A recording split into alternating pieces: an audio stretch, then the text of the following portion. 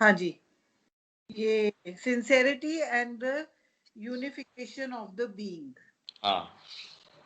If you are not sincere, you will begin by deceiving yourself and you will hear nothing at all except the voice of your ego, and then you will commit with assurance, thinking that it is the real small voice, the most awful stupidities. इसकी हिंदी करनी है? हाँ, साथ साथ में इसको आप बताते भी जाओ. प्रयत्न करती हूँ. अगर आप सिंसियर नहीं हैं तो आप सबसे पहले अपने को ही डिसीव करेंगे, अपने को ही धोखा देंगे. आप इसके अलावा कुछ और आपको समझ ही नहीं आएगा. आप सुनेंगे ही नहीं, केवल अपनी अहंकार की आवाज को सुनेंगे. और फिर then you will commit with assurance. और उस जो आवाज आ रही है उसको आप समझेंगे कि यही जो है ये सत्य है, सच आवाज मेरे अंदर का सत्य है. और बड़ी से बड़ी आप बेवकूफी करेंगे, अपने को बेवकूफ बनाएंगे, अपने को अश्योर करेंगे बेवकूफ बना के.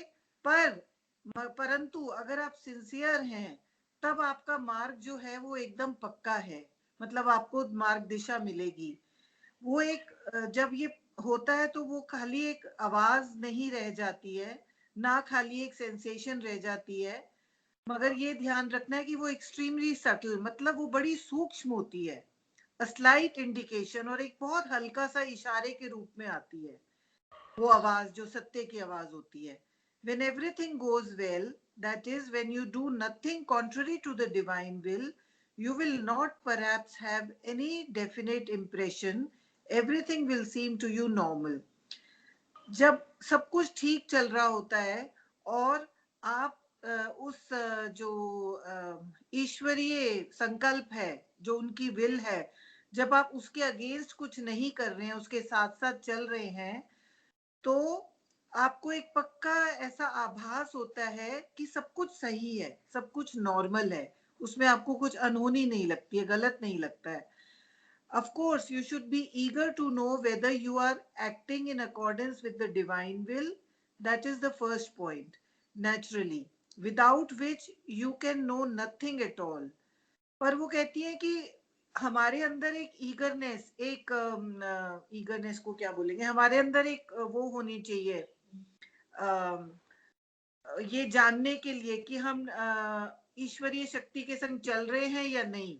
ये ईगरनेस बहुत ही आवश्यक है. अगर ये नहीं होगी तो हम सत्य मार्ग पर नहीं चलेंगे. ये इनफैक्ट वो बोल रही है ये पहला बिंदु है इस तरह का, और इसके बिना हम कुछ भी नहीं जान पाएंगे तक हमारे अंदर ईगरनेस माने उत्सुकता.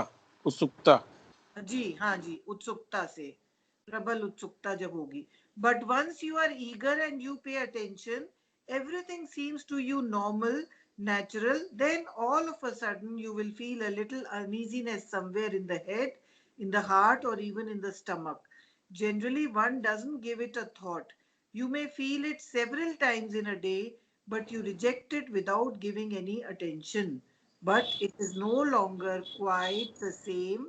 Then at that moment you must stop, no matter what you may be doing, and look, and if you are sincere, you will notice a small black spot, a tiny wicked idea, a tiny false movement, a small arbitrary decision.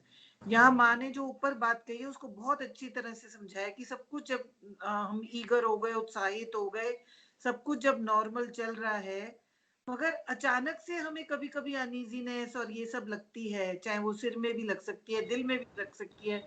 एक कई बार हम कहते हैं हमारे stomach में hall, पेट में hall सा हो रहा है, तो हम ध्यान ही नहीं देते, आगे बढ़ जाते हैं. और कई बार होता है दिन में हर बार उसको अटेंशन नहीं देते हैं, पर वो मतलब हर बार फर्क होता है उस क्षण पे जब ये चीजें हो रही हैं, हम कुछ भी कर रहे हैं, हमें रुकना है, देखना है. और ये हमारी सिंसेरिटी पे डिपेंड करता है कि हम क्या देख रहे हैं. अगर हम देखेंगे काला टाइनी सा छोटा सा कहीं पे मिथ्याचार है हमारी मूवमेंट में, और वो ही सोर्स है हमारी अनईजीनेस का, जो हम अनकंफर्टेबल फील कर रहे हैं, तो वो ही कारण होगा. जब ये साइंस, बाहरी साइंस पे हम ध्यान देंगे, you will notice then that the little black spot comes from the ego, which is full of preferences. Generally, it does what it likes. The things it likes are called good, and those it does not are called bad. This clouds your judgment. और फिर होता क्या है, हम ध्यान से जब इस पे देखेंगे कि वो जो एक काला सा नन्ना सा दाग है वो हमारे अहम से आ रहा है. क्यों? क्योंकि हमारे अंदर प्रेफरेंसेस है. जो हमें अच्छा लग रहा है, जो हम पसंद करते हैं, उसको हम अच्छा कह देते हैं, और जो हमको पसंद नहीं करते उसको हम खराब कह देते हैं. जब ये हमारे अंदर आ जाता है तो जो हमारी जजमेंट होती है, देखने का तरीका होता है, वो उससे रख जाता है हमारी फीलिंग से. तो हम फिर को देखने की जगह अपना अहम से देख रहे हैं, के चश्मे से देख रहे हैं. इट इज डिफिकल्ट टू जज अंडर दीज कंडीशंस. और इन कंडीशंस में फिर हम नहीं देख सकते कि ये दैविक इच्छा है या मेरी इच्छा है. If you truly want to know, you must draw back, step and look, and you will know then that it is this small movement of the ego which is the cause of uneasiness. फिर वो तरीका बताती हैं कि क्या करें जब ऐसा मूवमेंट हो रहा हो. वो स्टेपिंग बैक की एक्सरसाइज उन्होंने बताई है कि हमें परे हट जाना चाहिए सिचुएशन से, अपने आप को अलग कर लेना चाहिए, स्टेप बैक कर लेना चाहिए, और कि हमारे को ये अनकंफर्टेबल और अनईजीनेस क्यों हो रही है. You will see that it is a tiny thing curled back upon itself. You will have the impression of being in front of something hard which resists or is back. फिर जब हम ध्यान देंगे तो हमें लगेगा कोई एक चीज एकदम, मतलब कर्ल्ड बैक को बोलेंगे कि संकुचित होके हमारे अंदर है, और वो इतनी हार्ड है जैसे कोई एक पत्थर होता है, या काली है, मतलब अप्रकाशित है, और वो जो है हमें रोक रही है. मैं ऐसे ही समझा पा रही हूँ.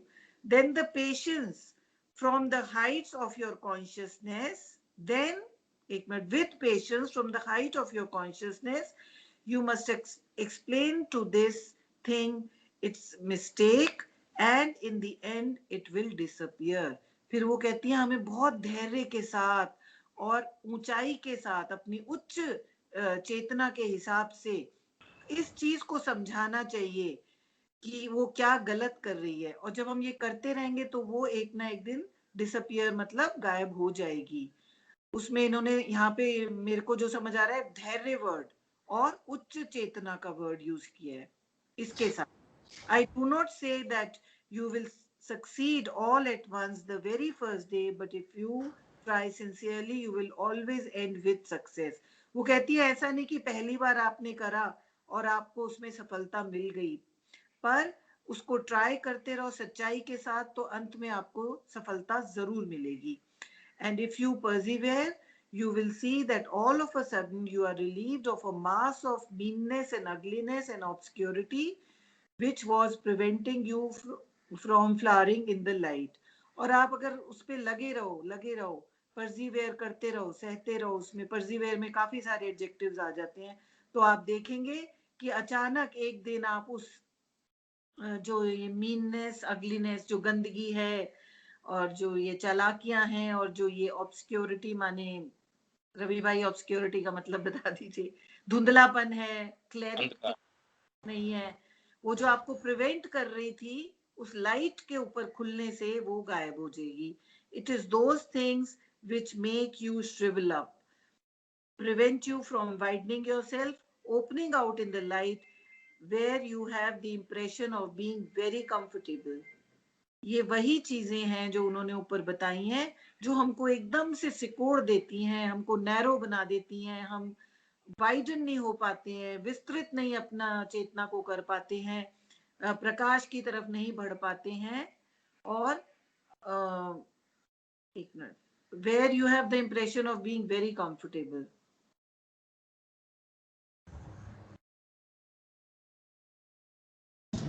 हमें वो कंफर्टेबल नहीं होने देती हैं प्रकाश में. ये जो हमारे ऊपर उन्होंने चीजें बताई हैं. If you make this effort, you will see finally that you are very far from the point where you had begun. The thing you did not feel and did not understand have become clear. यहाँ पे वो assurance देती हैं कि आप ये प्रयास करते रहिए, फिर एक दिन आप देखेंगे जहां से आप चले थे वहां से काफी आगे जा चुके हैं.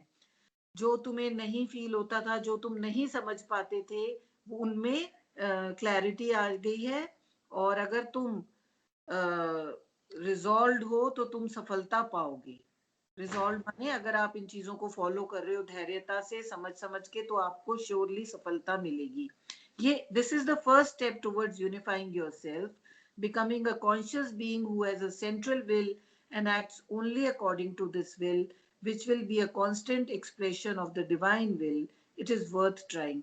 वो कहती हैं ये पहला प्रयास, पहला कदम है अपने आप को एकजुट सत्ता बनाने का, जिसमें हमारी पूरी सत्ताएं एक साथ चल रही हैं एक ही गोल की ओर, एक चेतन वो बनने का, और जिसकी एक सेंट्रल विल है जो भगवान से, डिवाइन से जुड़ के चलती है, और वो ही एक्सप्रेस करती है, उसी चीज की अभिव्यक्ति करती है जो डिवाइन की विल होती है। और कहती है इट इज वर्थ ट्राइंग। जब माँ ये कह रही है तो बहुत बड़ी बात है कि ये ट्राई करने के काबिल है बहुत ज्यादा।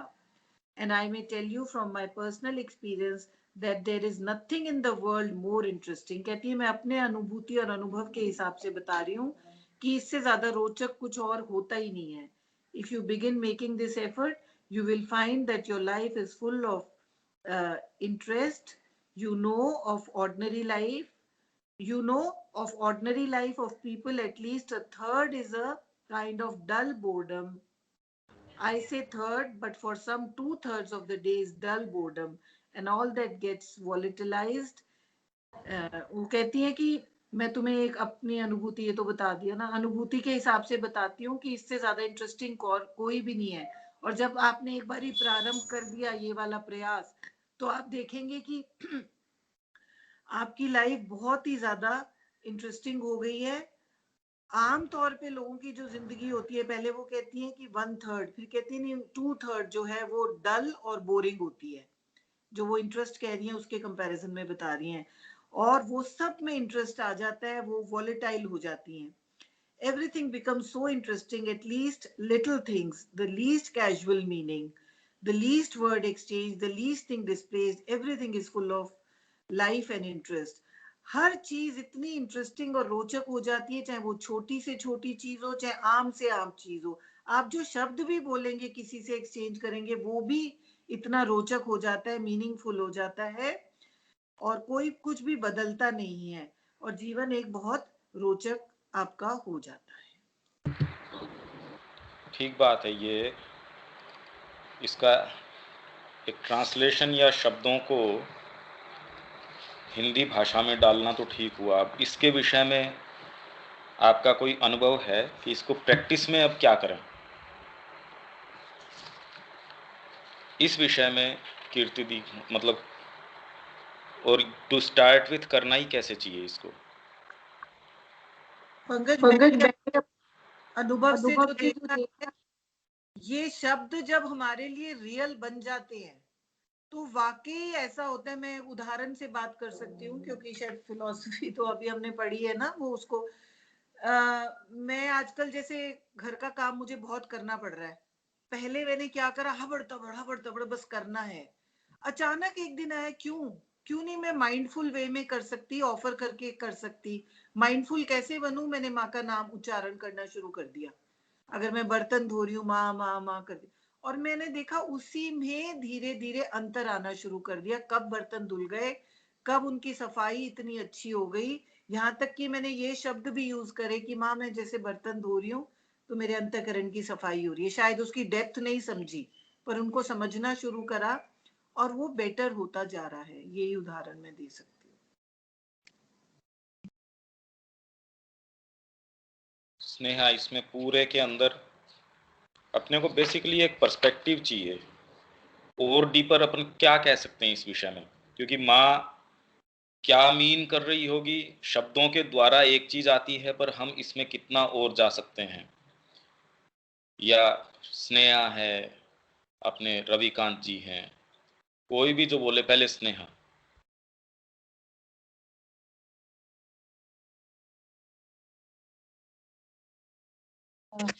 भैया बहुत कठिन है कहना, लेकिन जैसे आप हमने जो पिछली क्लास में डिस्कस किया था और जो आप एक इनिशिएट की बात बता रहे थे, क्योंकि सच्चाई जो ये सिंसियरिटी की जो बात है वहीं से शुरू होती है, उससे पहले वो सिंसियरिटी की बात होती ही नहीं है। एक लेवल पे आदमी ऑनेस्ट जरूर हो सकता।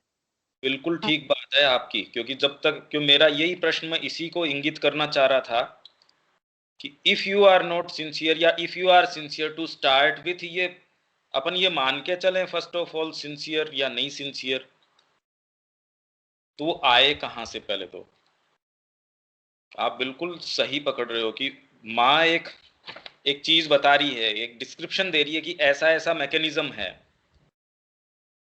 और वो मैकेनिज्म मेरे ऊपर एप्लीकेबल है, मैं उसके लिए एलिजिबल हूं, वो भी तो एक प्रश्न है, एक चीज। दूसरे, इसके अंदर देखिए कोई भी क्रम में तो अपने विचार को रखना ही पड़ेगा। श्री अरविंद के हम सारी चीज पढ़ते हैं, कितनी सारी कॉन्ट्राडिक्टरी चीजें भी लगती हैं, पर अभी मेरे को एक कोई क्रम में तो मेरे विचार को रखना पड़ेगा।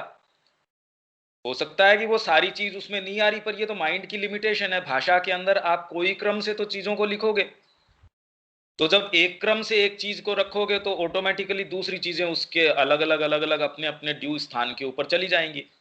तो ये मैच्योरिटी तो हमको चाहिए, अदरवाइज तो हम श्री अरविंद में माँ के अंदर भी कोई नया वाद निकाल लेंगे, नया कोई धर्म बना लेंगे, या अपने तरीके से कोई चीज एस्टेब्लिश करने की कोशिश कर लेंगे, जबकि वो ऐसा कर नहीं रहे।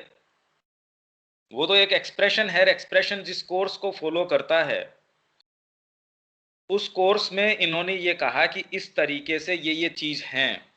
एक एक्सपीरियंस बता रही है माँ इस तरीके का।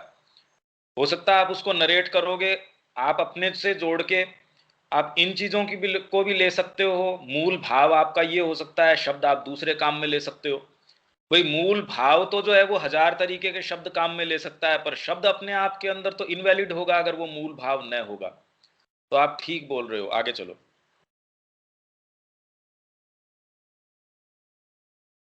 तो भैया सच्चाई फिर तभी उसी जगह से शुरू होती है जब हमने बिल्कुल पूर्ण सच्चाई के साथ यह निर्णय लिया कि हमको इस पथ पर आगे बढ़ना है।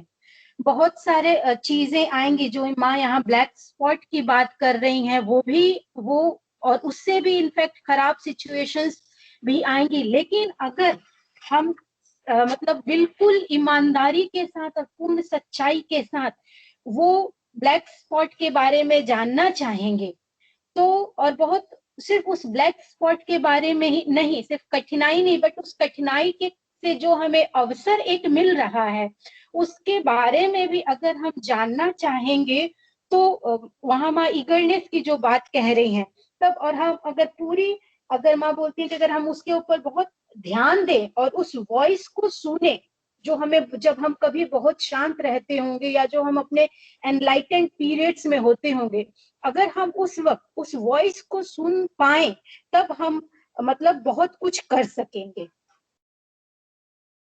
एक चीज तो भैया एक समझ में आई।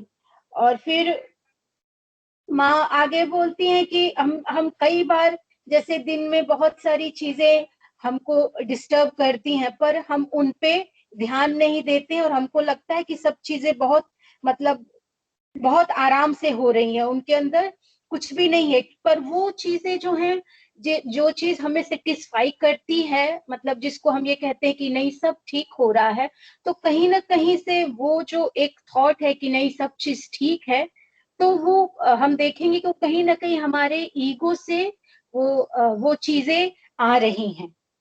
और फिर लेकिन इस कई बार होता है कि अगर हम सच में फिर वही सिंसेरिटी की बात आती है, लेकिन फिर एक पीरियड ऐसा होता है कि हम इस जो हमको ये बताता है कि सब चीजें ठीक चल रही है, अगर हम फिर से उसको फिर से एक क्वेश्चन लगाते हैं उस चीज के ऊपर, तो फिर हम देख पाते हैं कि मतलब ये जो चीज हम कह रहे हैं कि कंफर्टेबल है, सब चीज बहुत आराम से है, तो वो आ कहाँ से रहा है। और फिर सच्चाई के साथ जब हम प्रयत्न करते हैं उसके बारे में कि ये जो बात आई कहाँ से आई, क्यों आई, तब शायद हम लोग कह सकते हैं कि हम धीरे धीरे उस चीज के बारे में और सचेतन हो रहे हैं और आगे बढ़ रहे हैं।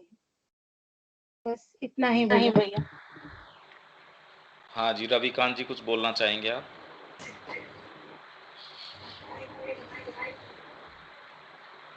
हाँ जी, हाँ मैं जी, मैं इसमें ये इसमें कहना ये चाह कहना रहा चाह रहा था था कि कि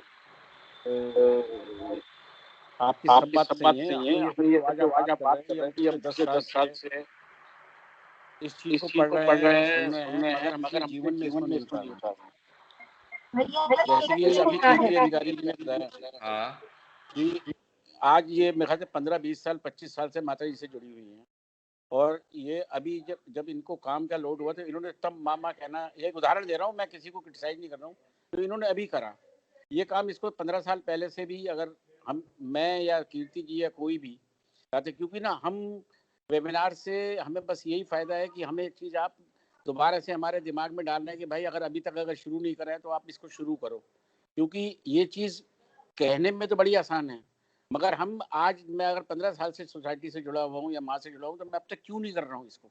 और 99% हम अपने कच्चे लालच में। सॉरी रवि भैया, एक बात कर रही हूँ, मामा मैं शुरू से कर रही हूँ, मेरा जीवन शैली बदल गई थी, क्योंकि मेरे जीवन शैली ऐसी थी कि मैंने ये वाला काम कभी नहीं किया था, तो उसमें मेरे को अपना फिजिकल वाइटल में अलाइनमेंट लाना था, उस शक्ति के लिए मैंने करा था फोकस करके। तो और इस माँ तो मेरा मंत्र कम से कम जब तारा दी से पहली दफा 30 साल पहले जुड़ी थी तभी शुरू हो गया था, बस very simple. Good, very good, बहुत अच्छी बात है।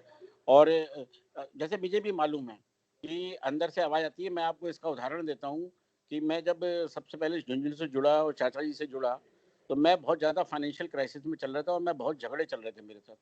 तो मैं जब भी उनको फ़ोन मिला के अपनी कोई प्रॉब्लम कहता था, तो वो कोई जवाब नहीं देते थे, बस एक ही जवाब देते थे कि गो डीपर इनसाइड, और आप उससे पूछो कि वो क्या कह रही है।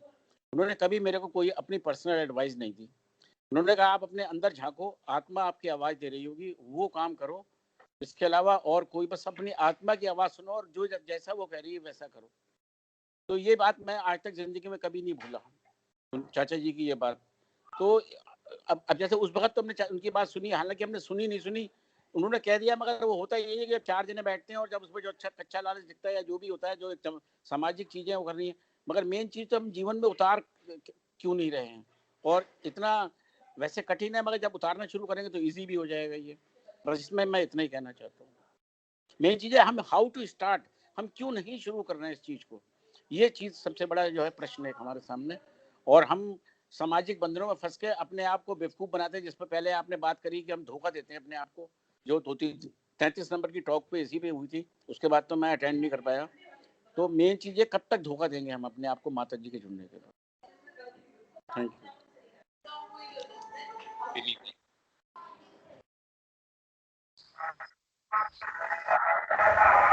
हाँ भैया, मुझे थोड़ा सा बताना है, पता नहीं ये चीज इससे रिलेटेड है कि नहीं है, पर मुझे आपको लगता है इससे कि कोई फर्क शायद नहीं पड़ता, अपने को आपके जो कोई भी बात मन में आती है या इससे संबंधित है, वो आप बोलो।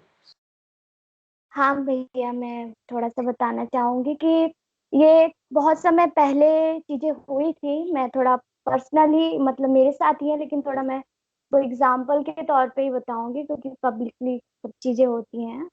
तो मतलब जब झुंझुनू आश्रम एक वैसी जगह है जो बहुत फेवरेबल कंडीशन है, जहाँ पे हम अपने आप को बहुत अच्छे से प्रोग्रेस कर सकते हैं, क्योंकि वहाँ का इतना, माँ की इतनी ज्यादा वहाँ प्रेजेंस है कि आप विविडली वहाँ जाते हैं, आपको सारी चीजें तुरंत मिल जाती है। तो मेरे साथ बहुत पहले एक बार ये चीज हुई थी कि कहीं, मतलब फैमिली टाइम में ही कुछ कार्यक्रम था या कोई भी कुछ होता था, जैसे शादी होगी या कोई भी फैमिली इश्यूज हो गए या दुख सुख कैसी भी चीजें होती थी, तो वहां पे मेरे रिलेटिव के कोई आए भी थे, और मेरे को परमिशन भी अंकल जी से मिल गई थी कि नहीं बेटा जा सकते हो। और प्लस इतना प्रेशर हर टाइम, वो मतलब घर से भी फोन, उधर से भी, हर तरीके से फोन इतने आते थे कि मैं अटेंड करती थी। और मैंने भी एक मन बना लिया था कि हाँ नहीं, मैं जाती हूँ थोड़ा 10 दिन के लिए, फिर अगेन मैं वापस आऊंगी और फिर से मैं वो करूंगी। अंकल जी ने भी अलाउ कर दिया है। कभी कभी मैं वैसे भी पूछती थी तो ये एक अंकल जी से मिलता था, वो तो डायरेक्टली मना कर देते थे, तो वही चीजें हो जाती थी कि अब मना हो गया, अब तो कुछ करना ही नहीं है। और एक जो केस आया था तो वो ये हुआ था कि प्रेशर बहुत ज्यादा था, मुझे भी बहुत कंफर्टेबल फील हो रहा था कि नहीं चले जाना चाहिए, करना चाहिए। फिर पता नहीं बात करते करते ही एक इतनी तीव्र तरीके से एक आवाज आई है कि करना ही नहीं है, वहां जाना ही नहीं है, उस चीज को फॉलो ही नहीं करनी है। तो उसी टाइम पे मैंने तुरंत ही ये एक कदम उठाया कि अब ये मेरे को करना ही नहीं है। तो मुझे लगता है कि ये अगर हम थोड़ा सा अपनी जो हायर चीजें आती हैं अगर उससे उस वॉइस को थोड़ा सा लेके चलें तो शायद हम बहुत सारी चीजों से बच जाते हैं। और फिर धीरे धीरे वो चीजें अपने आप ही खत्म होने लग गई, मतलब उस तरीके के इंसिडेंट्स, उस तरीके की चीजें कभी आई नहीं। तो शायद हो सकता है ये रिलेट करें।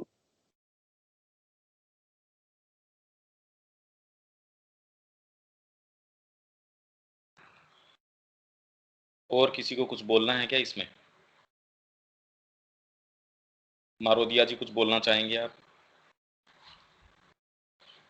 कि सच्चाई से किया गया काम में लोगों को बहुत प्रेरणा होती है काम में सहयोग करने की।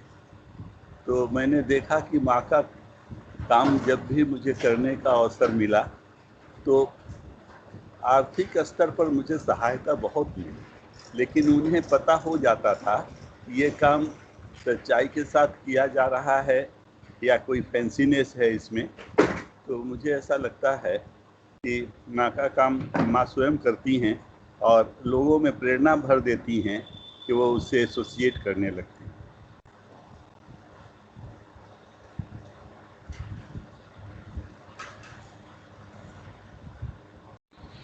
ठीक है, अब इसके अंदर एक दूसरे पर्सपेक्टिव से इसको हम सोच सकते हैं।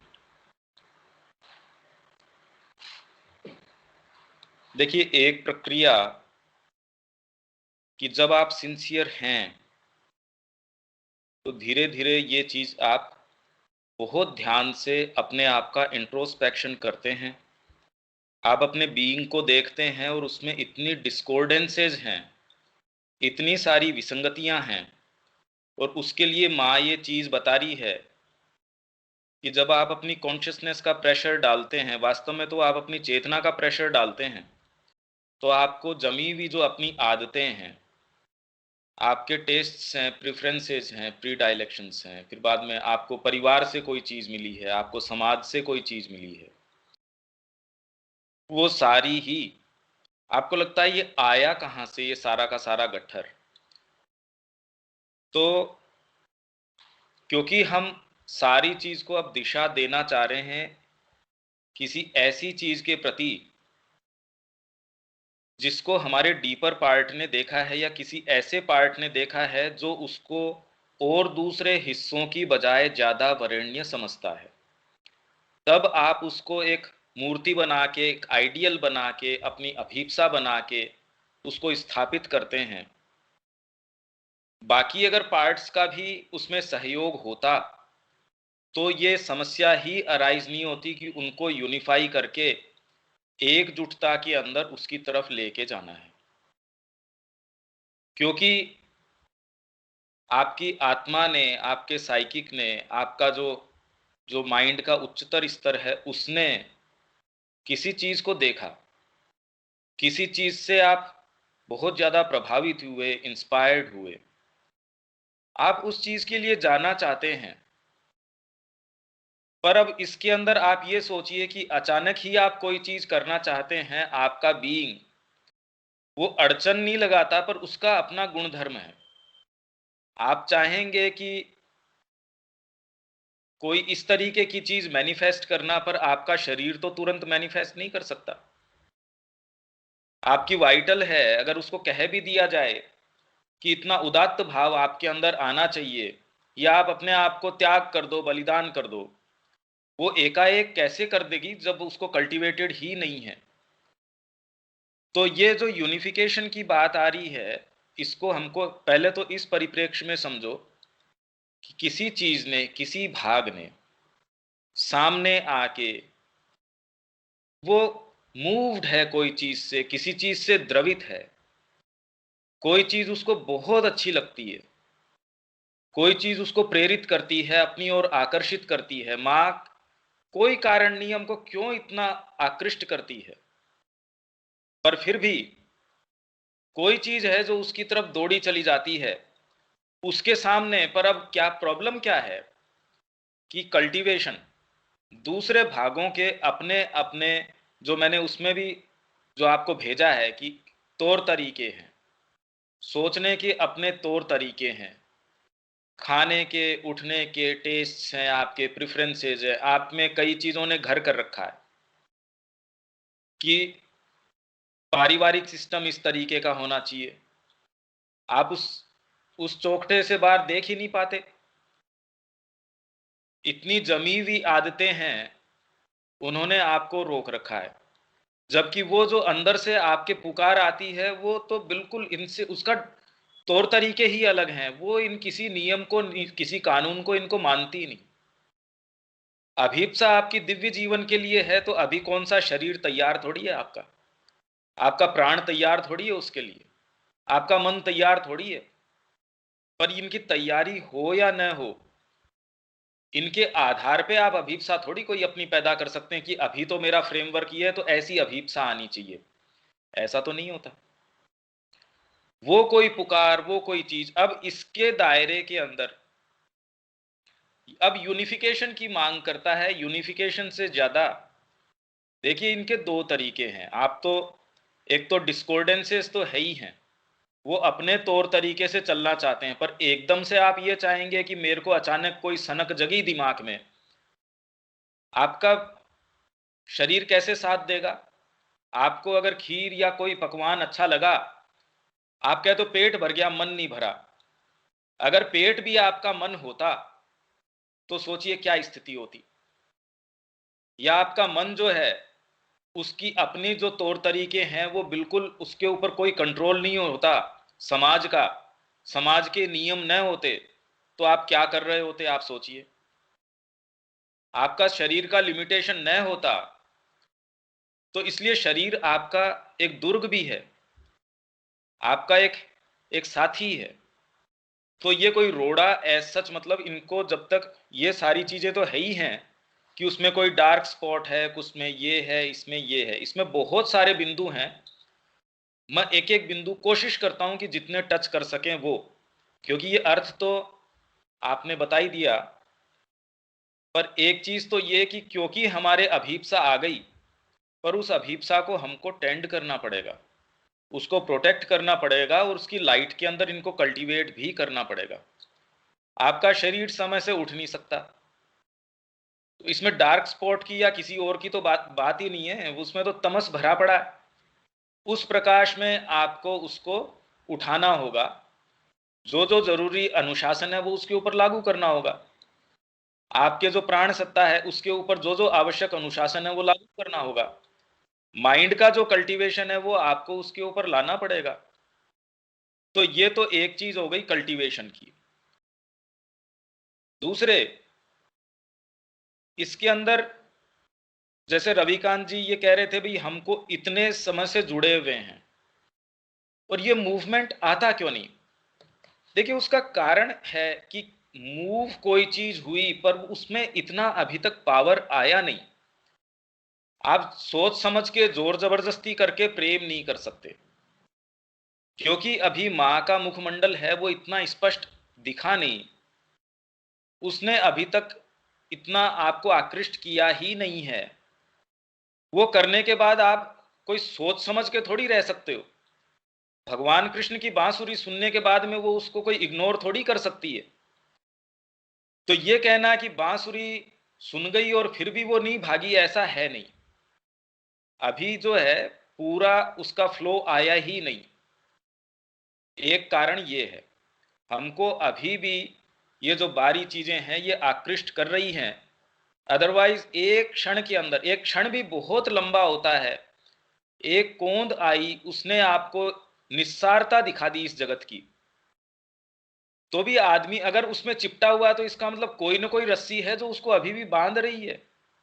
अभी तक उसका व्यू चेंज नहीं हुआ। तो जो दीक्षित की बात है इसलिए गुण अवगुण की तो बात ही नहीं है। फंडामेंटल फर्क, जब तक आपको संसार इस तरीके का एंटाइसिंग लगेगा, आपको इस तरीके का लगेगा कि वो आकर्षित करती है कोई भी चीज, तब तक आप उसकी तरफ प्रयास कर रहे हो, मशक्कत कर रहे हो, आनंद नहीं आ रहा अभी तक आपके उन हिस्सों को। नहीं तो अगर आपको उसमें आनंद आना शुरू हो जाए तो आपको कोई रोक सकता है क्या, ये बताइए। उसको कोई नियम कानून कायदे बताने की ही जरूरत नहीं है। इसलिए अगर हम ये सोचें कि हमको विचार करके आनंद हो जाए, विचार करके मां से प्रेम हो जाए, ये नहीं हो सकता। फंडामेंटली देखिए, दो मूवमेंट है। पहला मूवमेंट ये कि आपको क्लियरली ये समझ में आ जाए कि जगत जिस तरीके का आपको दिख रहा है उसमें, उसके अंदर आपको अब कोई इंटरेस्ट नहीं रह गया है, मतलब जगत के पास आपको देने के लिए कुछ नहीं है। तो इसीलिए वो जो सावित्री की लाइन है कि जगत आपको कुछ भी नहीं दे सकता। आपको क्या दे सकता है जगत? जब आपको ये एक समझ में आ जाए कि और डीपर जो है रिचेज हैं और भव्य ऐसी चीजें हैं, पहले तो आपको जो आपके सेंसेशंस हैं, जगत की प्रतीति है, वो अरुचिकर लगे, कि आपको लगे ये क्या है। भाई आपको कोई अच्छे संगीत का अगर रस आ गया हो तो आप जो कर्कश जिस तरीके का संगीत है, आपको छोड़ने के लिए मेहनत करने की जरूरत नहीं है। अगर अभी भी आपको मेहनत करनी पड़ रही है, इसका अर्थ ये है कि आपको उसमें रस आ रहा है। रस आ रहा है, इसका मतलब ये है कि आपका फंडामेंटल मूवमेंट अभी तक आया नहीं है। एक पार्ट में आया है, पर वो इतना फ्लो अभी तक अनइंटरप्टेड नहीं आया जो इन्फ्लेम कर दे आपकी पूरे बीइंग को, कि उसको फिर सोचने समझने का दायरा नहीं रहता उसमें। फिर बैठ के वो ये नहीं देखेगा कि मैं ये करूं या वो करूं। तो एक तो चीज है ये। तो इसके अंदर ये हमको समझने की जरूरत है कि फंडामेंटली ये मूवमेंट बहुत अलग तरीके का है। इसके अंदर मैं एक चीज आपको, सामान्यतः क्या होता है,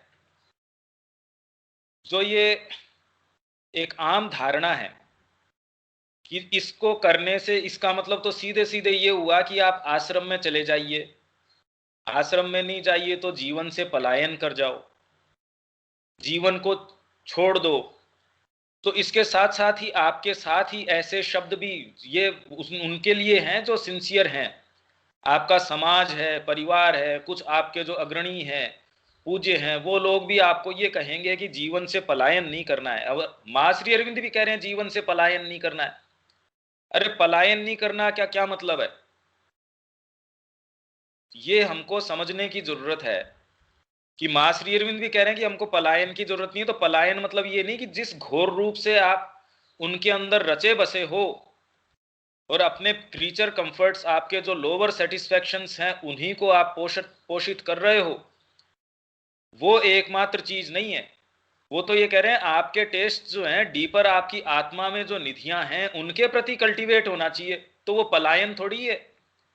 आप कांच फेंक फेंक के मोती के लिए जा रहे हो और उसको हाथ में लेने की कोशिश कर रहे हो, तो ये तो समझदारी की निशानी है। कोई आप कह रहे हो त्याग की, तपस्या की, पलायन की, वो थोड़ी है। अगर आप ये कह रहे हो कि ये पलायन है, तो इसका मतलब ये है कि आपको जगत जैसा दिख रहा है उसमें बहुत जबरदस्त इंटरेस्ट है, और इसीलिए प्रॉब्लम हो रही है। सारी की सारी चर्चा इसीलिए, और ये बात कोई नहीं कह रहा। समस्या तो ये, जितने भी आप कोई भी टॉक सुनो, जितनी भी कोई चीज सुनो, वो इसी चीज को व्यवस्थित करने के ऊपर, या ज्यादा से ज्यादा जो माँ ये कह रही है कि गहन इंट्रोस्पेक्शन करो। अरे पर ये तो कोई बात ही नहीं करता कि वो लागू किन स्थितियों में होगी। अदरवाइज तो उसी स्तर के ऊपर इंट्रोस्पेक्शन तो साइंस भी कर रही है, या कोई भी व्यक्ति है वो इंट्रोस्पेक्शन, कोई भी जिसके बुद्धि है, वो क्या अपना इंट्रोस्पेक्शन नहीं करता होगा? पर वो तो उसी स्तर के ऊपर लगा रहता है। और उसकी बजाय जो पिछली बार अपने एक उदाहरण दिया था जगाई मधाई का, या कोई बिल्कुल दुराचारी व्यक्ति भी है जिसमें सारे अवगुण आप कह सकते हो या सोच सकते हो वो सारे उसके अंदर हैं, तो भी एकाएक वो परमात्मा की सन्निधि के अंदर जा सकता है। उनके पास पहुंच सकता है। और जो सो कॉल्ड इंट्रोस्पेक्शन करने वाला व्यक्ति है, इनफैक्ट ज्यादा वो ही, क्योंकि वो खुद से सारे दिन इतना भरा होता है कि मेरे अंदर ये डार्क स्पॉट है, मेरे अंदर ये है। आप ईगो से ईगो को मारने की कोशिश कर रहे हो, बताइए, ये तो बिल्कुल विसंगत बात हो गई। जब तक मां आपको इतने दृढ़ रूप से बिल्कुल इन्फ्लेम नहीं कर दे, मूव नहीं कर दे, तब तक आपके पास और क्या साधन है। आप अपनी सच्चाई से उस मार्ग के ऊपर जा सकते हैं जितनी वो अच्छा है, पर मूलभूत काम तो जब तक आपके ये फंडामेंटल मूवमेंट नहीं आए। तो जो आप बात कर रहे हैं स्टार्ट विथ, इसके बारे में एक कमेंट्री अपन ने लिखी है भारतीय संस्कृति में, वो मैं पढ़ के बता देता हूं आपको।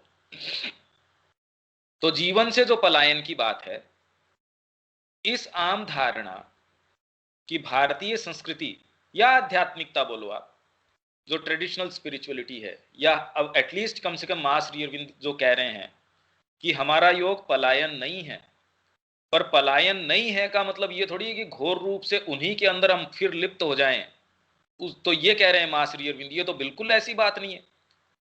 वो तो मां श्री अरविंद तो जितनी एक्सक्लूसिव, वो तो कह रहे हैं exclusive self opening to the mother, मां के प्रति एक्सक्लूसिव, आपकी एकमात्र अनन्य, आपका जो खुलाव है, आपका जो कुछ भी है, एकमात्र अनन्य रूप से। और दूसरे तो फिर भी आपको कुछ नैतिकता वगैरह के कुछ साधन दे देते होंगे, ये तो आपको कोई शॉर्टकट देते ही नहीं।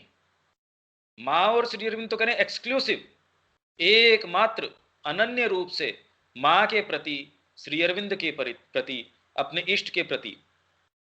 तो इसको पलायन कहेंगे, क्या कहेंगे? ये सारे हमारे सिंसियरिटी के ऊपर ही आ रहे हैं। तो ये आम धारणा कि भारतीय संस्कृति जीवन से पलायन करने पर ही बल देती है, इसका मुख्य कारण है इस संस्कृति के सर्वांगीण स्वरूप को न जानकर, अज्ञानतावश या पूर्वाग्रह से ग्रसित होकर, या फिर जीवन के विषय में घोर भौतिक सुखवादी दृष्टिकोण के कारण इसी पक्ष से सर्वाधिक प्रभावित होकर बौद्ध धर्म या शंकरवाद को ही इस संस्कृति का सब कुछ मान लेना। साथ ही इसका एक कारण है बौद्ध साहित्य और शंकराचार्य की अद्वैतवाद संबंधी कृतियों का एक समय अतिशय प्रचार प्रसार, जबकि वेदों में, उपनिषदों और पुराणों आदि में हमको कहीं भी ऐसी एकांगिता नजर नहीं आती। गीता जो एक महान सर्व समन्वयात्मक ग्रंथ है, गीता सिंथेटिक है, उसमें आपको कर्म भी मिलेगा, आपको उसके अंदर भक्ति भी मिलेगी। पर श्री अरविंद कहते हैं कि इसमें एकमात्र जो भगवान से प्रेम और भक्ति है, उसी को बिल्ड किया गया है। अब जिसको इसमें से जो अर्थ निकालना है वो गीता में से निकालते रहते हैं अपने अपने तरीके से। पर ही लिखे गए, गीता पर ही लिखे गए और अभी भी लिखे जा रहे भाष्यों की, मतलब उस पर जो कमेंट्री लिखी जा रही है, श्री अरविंद कह रहे हैं ये बात, परस्पर मत भिन्नता से कितनी कितनी कमेंट्री, जरा आप उनको पढ़ के देखो। जो दिग्गज हैं, जो बाद के हैं, उनकी तो छोड़ो, शंकराचार्य जी उसमें से एक मत निकालते हैं, रामानुजाचार्य जी एक दूसरा मत निकालते हैं, तीसरे आचार्य जी तीसरा मत निकालते हैं, मध्वाचार्य जी चौथा मत निकालते हैं। तो अब बताइए, वो ही एक गीता है, उसमें से इतने अर्थ, और ये कोई सिंसियर लोग नहीं थे ऐसा तो, मतलब दिग्गज हैं, ये तो वो स्तंभ है जिसके ऊपर ये संस्कृति खड़ी है। तो आप ये समझ सकते हैं कि हमारे फ्रेमवर्क के द्वारा हम किस तरीके से चीजों को देखते हैं। पर ही लिखे गए और अभी भी लिखे जा रहे भाष्यों की परस्पर मत भिन्नता से, और प्रत्येक भाष्यकार द्वारा गीता में अपनी ही तत्व ज्ञान की पद्धति तथा धार्मिक विचारधारा खोज निकालने से, और स्वमत के मंडन, खुद का जो मत है उसको कि गीता ऐसा कह रही है। विनोबा जी ने भी एक निकाल रखी है, तिलक जी जो हैं उन्होंने भी एक अपनी गीता निकाल रखी है, और वो एक चीज का प्रतिपादन कर रहे हैं। तो बताओ, तिलक जी को अपन प्रमाणिक माने या शंकराचार्य जी को माने या किन किन को माने? वो ये गीता और परमत के खंडन, दूसरों का जो मत है उसका खंडन कर रहे हैं। और कौन लोग? जो दिग्गज हैं, जिस तक मतलब जिसके ऊपर की हम अपनी आशा की टेक लगाए रखते हैं कि अरे इन्होंने ऐसा कहा है। और गीता को प्रमाण बनाने में हमें मानव मन की विभाजक प्रकृति का पता चलता है। तो हमारी जो मन की प्रकृति है ना, वो सेपरेट करती है चीजों को, जो कि सर्वांगीण सत्य को पकड़ पाने में अक्षम है। और साथ ही इससे यह स्पष्ट हो जाता है कि किसी भी साहित्य या दर्शन में, अब साहित्य जैसे माँ का पढ़ रहे हैं हम, या कोई भी फिलोसफी है, कोई भी ग्रंथ आप पढ़ रहे हैं, क्योंकि आपने जिस तरीके से माँ को अभी पढ़ा है, आप इस चीज से चूक नहीं सकते। क्योंकि जिन लोगों ने कमेंट्रीज गीता पे लिखी है, वो तो पूरा स्तंभ है इस संस्कृति का। उनकी बात तक या उनके एक्सपीरियंस तक भी शायद हम अगर कभी पहुंच पाए तो बड़ी उपलब्धि होगी। पर ऐसे लोग भी अगर मत भिन्नता रखते हैं तो आप सोचिए, पूर्णतः तटस्थ रहने का प्रयास करने पर भी अपने गठन के अनुसार ही ग्रहण कर पाते हैं। वहीं यदि असहानुभूति और पूर्वाग्रहों से ग्रसित विरोधी दृष्टिकोण हो तो यह संभव ही नहीं है कि व्यक्ति उस साहित्य या दर्शन की सच्चाई में प्रवेश कर पाए। अब अपन पलायन की बात पे आते हैं, क्योंकि अपना मेन प्रश्न ये है कि भाई ये हो क्यों नहीं रहा, ये सिंसियरिटी आ कैसे नहीं रही। अगर आने का मतलब क्या है, क्या हम सारी चीज को छोड़ दें? मतलब सिंसियर कहें किसको? परिवार में रहना क्या इनसिंसियरिटी है माँ जो कह रही है उस बात के लिए? हम उसमें सारे काम करते करते माँ बोल रहे हैं, हो सकता है बहुत सिंसियर मूवमेंट हो, और हो सकता है हम उसी दायरे के बाहर न निकलना चाह रहे हों और एक उसको कवरिंग बना रहे हो माँ को। दोनों ही चीजें हो सकती हैं, मतलब इसमें कोई पर्सनल बात नहीं है। मैं ये कह रहा हूं कि आप परिवार का काम करके भी पूर्ण रूप से परमात्मा के साथ हो सकते हैं, और अदरवाइज आप कंदराओं में जाके ध्यान में लीन होके भी, और इनफैक्ट गहन ध्यान की अवस्था में जाके भी आप हो सकता है अपने ईगो को ही पोषित कर रहे हों, और इनफैक्ट उसमें ईगो बड़ा जबरदस्त रूप से पोषित हो जाता है। तो मैं खाली ये पॉइंट इंप्रेस करना चाह रहा हूं आप लोगों के ऊपर कि ये जो बात जहां से अराइज हो रही है, ये बड़ी फंडामेंटल है, ये इतनी इजी नहीं है, इस स्तर की नहीं है। तो सबसे पहले तो हमको अपने जीवन के टेस्ट्स और प्रेफरेंसेस को कल्टीवेट करना पड़ेगा। भारतीय संस्कृति पर जीवन से पलायन को महत्व देने का आक्षेप, मतलब इसके ऊपर जो चार्ज लगाया जाता है, एक अभियोग लगाया जाता है इस संस्कृति के ऊपर, वो बिल्कुल मिथ्या और अतिशय कथन है। क्योंकि पलायन का उद्देश्य रखना और फिर मानव जीवन को 4 पुरुषार्थों में ढालकर क्रमबद्ध रूप से उसका विकास साधित करने का राष्ट्रव्यापी प्रयास करना परस्पर असंगत और अयुक्तियुक्त बातें हैं। समझ रहे हो ये क्या कहा? आपने कहा कि संस्कृति ये कहती है आपकी भारतीय या मां श्री अरविंद कि जीवन को छोड़ दो, जो आपकी जिस तरीके का ये संसार है उसको छोड़ दो। अगर वो छोड़ने की बात करता तो इन्होंने तो 4 ग्रेड आपको दिए, अर्थ है, फिर काम है, फिर धर्म है, मोक्ष है। अगर आपको ये 4 क्रमिक अवस्थाएं दे रहे हैं तो छोड़ के ही निकलना है, तो क्रमिक अवस्थाएं क्यों दे रहे हैं? वो तो आपको कल्टीवेट करवाने के लिए दे रहे हैं अवस्थाएं। तो इसलिए हमको ये समझने की जरूरत है कि वास्तव में ये पलायन है क्या नहीं है। भारतीय संस्कृति में सदा ही मानव प्रकृति का गहरा बोध होने के कारण यह व्यावहारिक समझ रही है कि किसी औसत व्यक्ति से एकाएक ही आध्यात्मिक जीवन में पदार्पण करने की मांग या अपेक्षा नहीं की जा सकती। तो आप जो बोल रहे हैं इतने साल से हम लग रहे हैं, अरे भाई आपका क्या सोल कल्टीवेशन है, आपका क्या फ्रेमवर्क है, आपका किस तरीके का बैकग्राउंड है, वो तो आखिर आपकी आत्मा चयन करके आई है। तो आप एकाएक इस चीज को नहीं कह सकते। जैसे वो एक बार शायद नारद जी वो किसी को कह रहे थे, अरे देखो मैं तो एकदम ऐसे कर रहा हूं, तू ऐसा कर नहीं पा रहा। तो उनको वो ले जाके एक बहुत बड़ा ढेर था हड्डियों का, वो दिखाया करो, बाप रे ये पहाड़ कहां से आ गया हड्डियों का।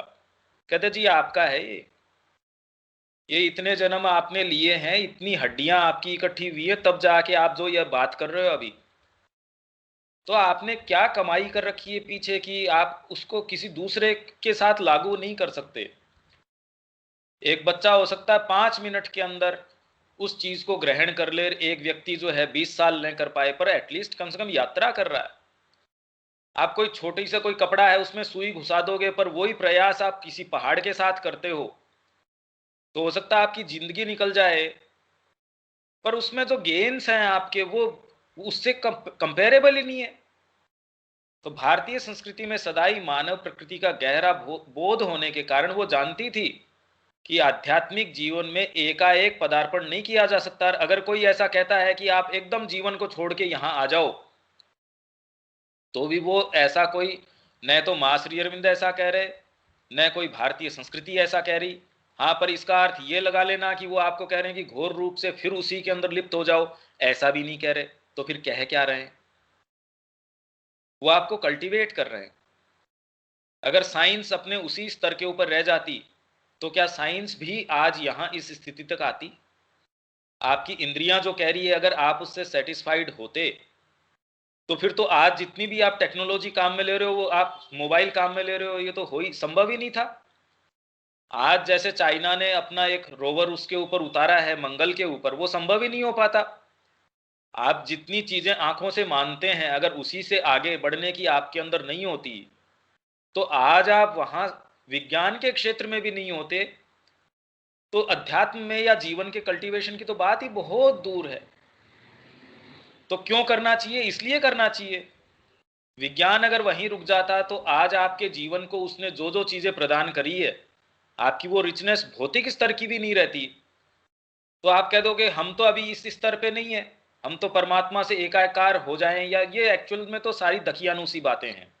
आप जहां भी हैं आप आगे बढ़िए। इसीलिए तो वो कह रहे हैं, देखिए जैसे अपराजिता ने एक बार कहा था हमको कैसे पता चले, माँ ने खुद यहां कह दिया कि if you make this effort you will finally see that you are very far from the point where you had begun. जहां से शुरू किया था उस बिंदु से तो बहुत दूर आ चुके हो आप जहां भी आ गए हो। इसीलिए ये एकमात्र क्यों करना चाहिए? इसलिए करना चाहिए हमारे जीवन में जितनी साइकोलॉजिकल रिचनेस आ सकती है, मां श्री अरविंद को हम कितना और गंभीर रूप से समझ सकते हैं।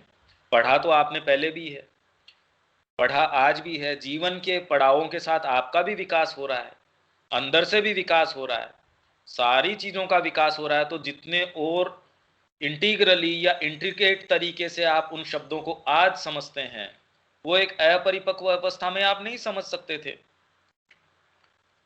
आध्यात्मिकता अब इसमें क्या है कि वो एकाएक व्यक्ति से मांग तो नहीं करती थी। जो एक अर्थ वाला व्यक्ति है या काम की स्तर का व्यक्ति है, उससे वो कहते कि मोक्ष वाली स्थिति के ऊपर आ जा, ऐसा तो संस्कृति ने नहीं कहा। पर तू काम पे ही अटका रहा है, ये भी नहीं कहा। सारा प्रेशर उसका किस पे था? जो आपकी आत्मा का अन्वेषण है, उसकी प्राप्ति है, वही हमारा है। तो अपने लिए तो ये बातें बिल्कुल रेलेवेंट है।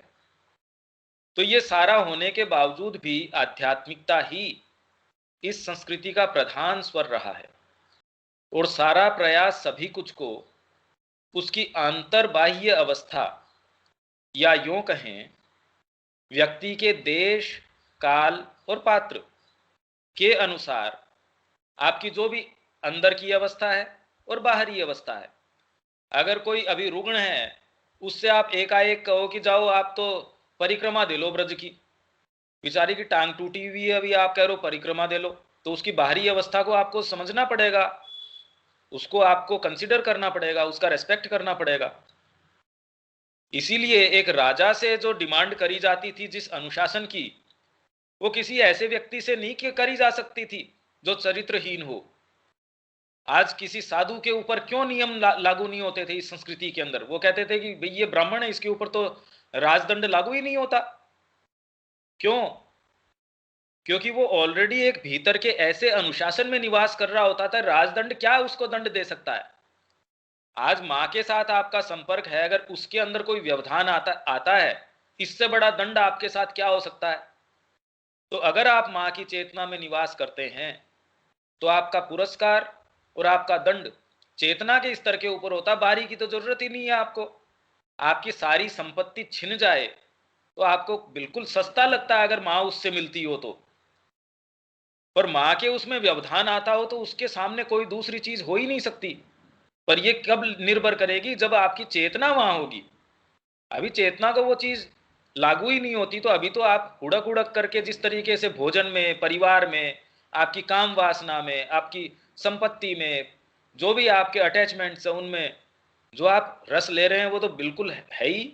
हाँ, पर आप लेते रहें ये गलत बात है। आप अपने आप को कल्टीवेट करें।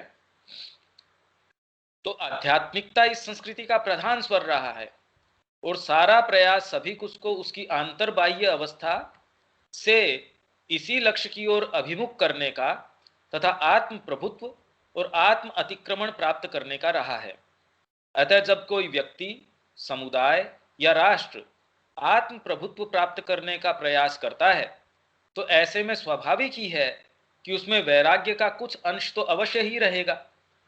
आप जब कहते हो उसमें वैराग्य आ गया, जैसे अपन इसमें बात कर रहे हैं अभी, जिस बात जो हम जीवन से पलायन की, त्याग की, हमारे अंदर त्याग होना चाहिए, हमारे अंदर ऐसी चीज क्यों नहीं आ रही, मूवमेंट क्यों नहीं आ रहा हमारे अंदर, 15 साल से हम इसमें, या 20 साल से, या जितने भी साल से हम इसमें हैं, तो भी हमारे टेस्ट क्यों नहीं चेंज हो रहे, हम इसमें क्यों नहीं प्रवेश कर पा रहे। तो वास्तव में क्या है, सामान्यतः वैराग्यवाद से केवल आत्म उत्पीड़न, वैराग्य जो आप समझते हो जिस तरीके से, तो वैराग्य का मतलब खुद को पीड़ा देना, सत्ता के दमन, काया क्लेश या जीवन की परिपूर्णता से दूर भागने आदि का जो अर्थ लगाया जाता है। इसीलिए डर लगता है लोगों को, वो कहते हैं आध्यात्मिक जीवन में जाएंगे पता नहीं क्या छूट जाएगा। अरे उसमें तो जीवन की परिपूर्णता आएगी आपकी। जो कलाकार है उसको ये कहा जाए, या कलाकार जिस तरीके से दूसरे को कहे अरे तेरे को पता ही नहीं चलता कि रंगों की क्या दुनिया है, या एक शेप्स की, फॉर्म्स की, शब्द की, एक साहित्य, संगीत, कला कहते हैं ना वो, एक कि उसके बिना तो जो व्यक्ति है बिना पूंछ और सींग का जो है पशु है, जो खाली घास वगैरह खाता है, बस डिफरेंस क्या है, मनुष्य ऐसा दिखता नहीं है, वो ऐसा दिखता है। बाकी तो अगर आप में संगीत नहीं है, साहित्य नहीं है, कला नहीं है, बेसिकली ये आपके जो डीपर टेस्ट हैं, साइकोलॉजिकल टेस्ट हैं, ये कल्टीवेट करते हैं। और ये कल्टीवेट होने के बाद जब आप इस मूवमेंट पे आते हो कि आप उत्सर्ग कर देते हो, जब आप प्रेम के कारण वशीभूत होके कोई काम करते हो, तो आप में संगीत है या नहीं है। क्योंकि कला का मुख्य उद्देश्य क्या है, वो डीपर चीजें आपके पास लेके आना। संगीत आपको क्या करता है, वो डीपर शब्द आपके पास लेके आना। वो जो शब्द जो कहीं भी किसी साहित्य में, सावित्री में निहित है, वो खाली उसको उस शब्द से थोड़ी है, जो बाहरी उसका अर्थ है उससे थोड़ी है, वो तो कोई भी पढ़ सकता है। वो तो आज आप इसमें गूगल ट्रांसलेट में डालोगे, वो तुरंत आपको उसका अर्थ करके दे देगा इंस्टेंटली। पूरी बुक भी डालोगे तो हो सकता है 1.5 मिनट के अंदर या कुछ सेकंड में आपको पूरी की पूरी किताब का ट्रांसलेशन दे दे। तो क्या उसके शब्द समझ में आया, क्या उसके भाव समझ में आया? तो इसलिए वैराग्य से या इनसे जो भी अर्थ लगाया जाता है, वो क्यों ऐसा हमको लगता है, क्योंकि वास्तव में हम अपने जीवन में क्या देखते हैं कि आपने कोई एक गंभीर एक उद्देश्य लिया आपके सामने, आपने एमबीए की परीक्षा देने का ही निर्णय किया, या आपने कोई जो और दूसरे कॉम्पिटिटिव एग्जाम्स है उसके अंदर बैठ के और उसमें आप ये चाहते हो कि आप टॉपर बनो, तो उसके लिए भी आप जीवन में जो अनुशासन लेके आते हैं, क्या आप उसको तपस्या बोलते हैं? या आपको इवन सेना के अंदर भर्ती होने के लिए जाना है, तो आपको जो फिटनेस टेस्ट पास करने होते हैं, उसके लिए देखो आप लोग कितने सुबह उठ के सालों साल मेहनत भी करते हैं, दौड़ भाग सब करते हैं, तो हम उसको तपस्या कहेंगे? जो दूसरा व्यक्ति शांति से सो रहा हो, जिसको सोने में इतना रस आ रहा हो या खाने पीने में रस आ रहा हो, उसको वो व्यक्ति क्या कभी समझा सकता है कि इसमें जो आनंद है वो इसमें नहीं है? हिमालय के ऊपर जो चढ़ने का आनंद है या उस पे से गिर के मरने के अंदर भी कोई दिक्कत नहीं उनको लगती। जो जुनून है, उस जुनून के कारण लोग उस पे चले जाते हैं, तो दूसरा व्यक्ति क्या कहेगा, पागलपन है। आप उसको पागलपन कहोगे, पर जिन्होंने भी ऊंचाइयों को नापा है, जो ऊंचाइयों पे गए हैं, इस पागलपन के बिना थोड़ी गए हैं, इस दायरे को तोड़े बिना थोड़ी गए हैं। इसको आप पलायन थोड़ी बोलोगे। आपके जीवन की समृद्धि आती ही इस पलायन से, अगर इसको पलायन बोलते हो, या इस त्याग या तपस्या से है। पर प्रॉब्लम क्या है, आपको अभी अगर ये शब्द काम में लेते हो, तो जीवन जिस तरीके का है, माँ अभी तुरंत में खाली एक डेकोरेशन है। पर आपको वास्तव में देखा जाए तो एक एक छोटी छोटी चीज से इतना रस है, इससे उतना लगाव है, इसीलिए आप उसमें ऐसे हो। और ये जो शब्द हैं, त्याग है, वैराग्य है, पलायन है, उससे दूर हटना है। अरे भाई दूर किससे हटो आप कोई रोग से दूर हटने की बात थोड़ी करते हो, वो तो कॉमन सेंस है। आप कोई पागल कुत्ता आपके पीछे, उससे दूर मतलब कोई त्याग थोड़ी कर रहे हो उसका, वो तो एक कॉमन सेंस है, इंटेलिजेंस की बात है कि आप उससे दूर हट रहे हो। तो जब तक आपको वो इंटेलिजेंस की स्तर मतलब कि लगता है आपको कि ये तो करने लायक काम है, जब तक आप उस स्थिति के अंदर नहीं हो तब तक तो खाली मेहनत मेहनत तो हो सकता है आपके हाथ लगेगी, अभी आनंद का रास्ता नहीं है, क्योंकि आपको अभी मुख छवि दिखी नहीं उसकी सच्चे रूप में। कोई एक भाग है जिसने मूक तरीके से चुपचाप कोई चीज का आस्वादन किया होगा। ये सभी करते हैं, सभी को कुछ न कुछ तो अपने एक्सपीरियंस होते ही है। यही मेन बात है कि हम उस जो छोटी सी वाणी है, कितना माँ ने ये कहा है कि वो वाणी बहुत छोटी सी होती है, रियल स्मॉल वॉइस, बड़ी नहीं होती, पर वो वाणियां जो हमारे जीवन को दिशा देती है हम सुनते ही नहीं उनको। ऐसे में किसी भी नियम या अनुशासन को हम किसी प्रकार के त्याग या वैराग्य की संज्ञा नहीं देते। तो एक सच्चे दृष्टिकोण से देखा जाए तो त्याग और वैराग्य आदि शब्दों के प्रति जुगुप्सा या संकुचन संसार की बाह्य प्रतीति जिस प्रकार की है उसके प्रति हमारी अतिशय आसक्ति को ही दर्शाते हैं। हम भयंकर रूप से उससे प्रेम में हैं, हमारी कमियों से प्रेम में हैं। हम बदलना चाह ही नहीं रहे। हम प्रे करते हैं, प्रे करने का मतलब भी मैंने ये बताया कि कहीं न कहीं आप उससे आसक्ति में हो, अदरवाइज उससे प्रे करने की क्या जरूरत है। अगर किसी भाग को ये नजर आ जाए, आपको कोई ऐसी चीज आकृष्ट करने वाली, सम्मोहित करने वाली हो, आपको ये कारण ढूंढने की जरूरत थोड़ी है। अगर आपको, जैसे वो बोलते हैं, वो एक कहानी आती है कि वो चूहों को उसने अपनी जो है वो पाइप बजाई और मंत्रमुग्ध कर दिया। अब चूहे कोई सोचने समझने की स्थिति में थोड़ी थे। वैसे ही माँ ने अगर आपको अभी तक उतना, उसके उद्देश्य ने, आपकी आत्मा ने अभी तक इतना मंत्रमुग्ध नहीं किया है, तब तो इतनी बातें ही चल रही हैं। नहीं तो इश्यू चेंज हो जाएगा, फिर इश्यू प्रैक्टिकल होगा।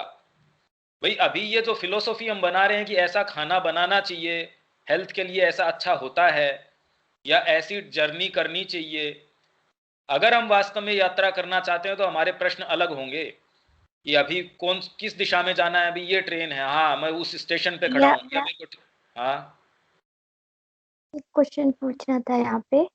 एक सेकंड मैं ये पूरा कर लेता हूँ, फिर अपन इसको ले लेते हैं।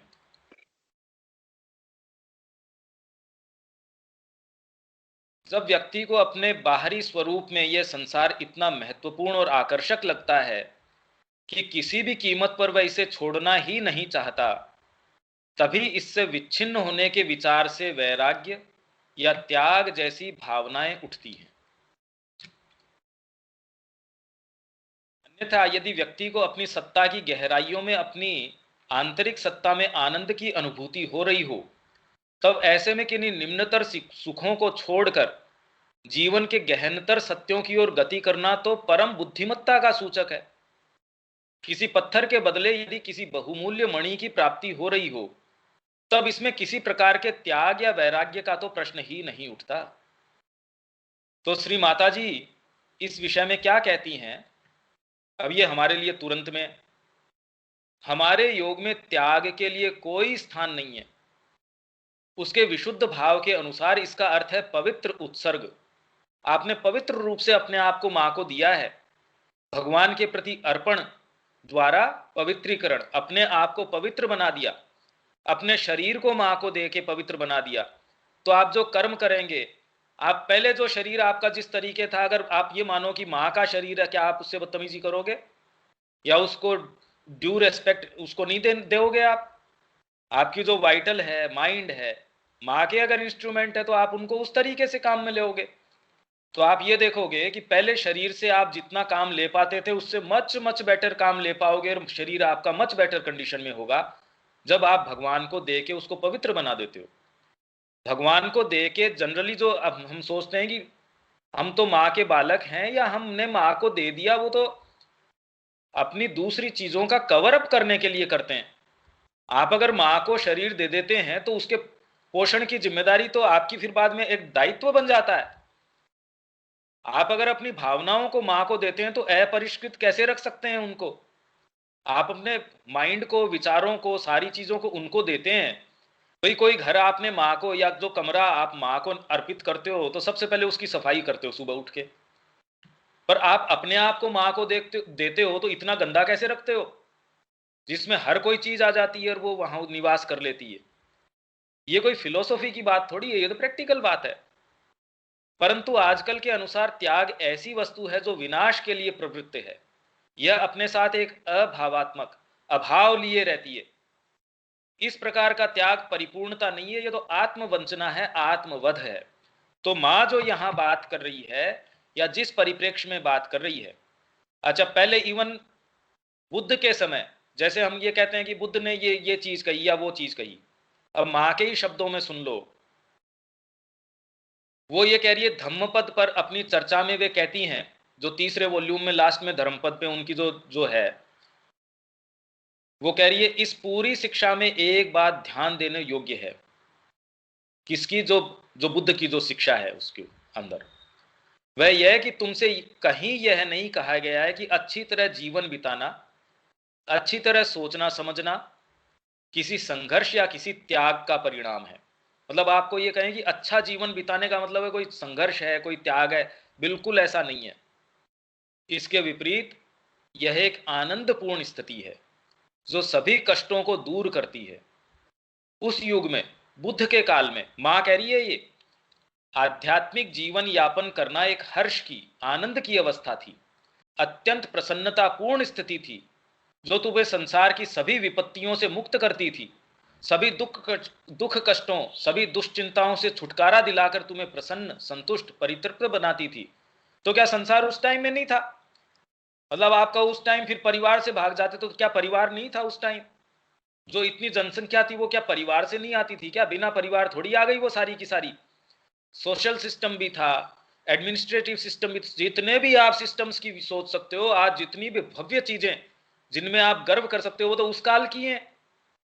तो आज अगर आप ये कहो कि जीवन से भाग निकलना या दुख कष्ट की बात है, या जिस तरीके की ये बातें हैं, मैं खाली आपको एक पर्सपेक्टिव दे रहा हूं कि माँ जो कह रही है वो बहुत गहरी चीज कह रही है, इतनी सतह की बात नहीं कह रही। आधुनिक युग के जड़वाद ने आध्यात्मिक प्रयास को एक दुखपूर्ण प्रयास और एक बलिदान, तो आज का जो आध्यात्मिक प्रयास है जिसको हम आध्यात्मिकता कहते हैं, उसने इसका स्वरूप बना दिया। किसका?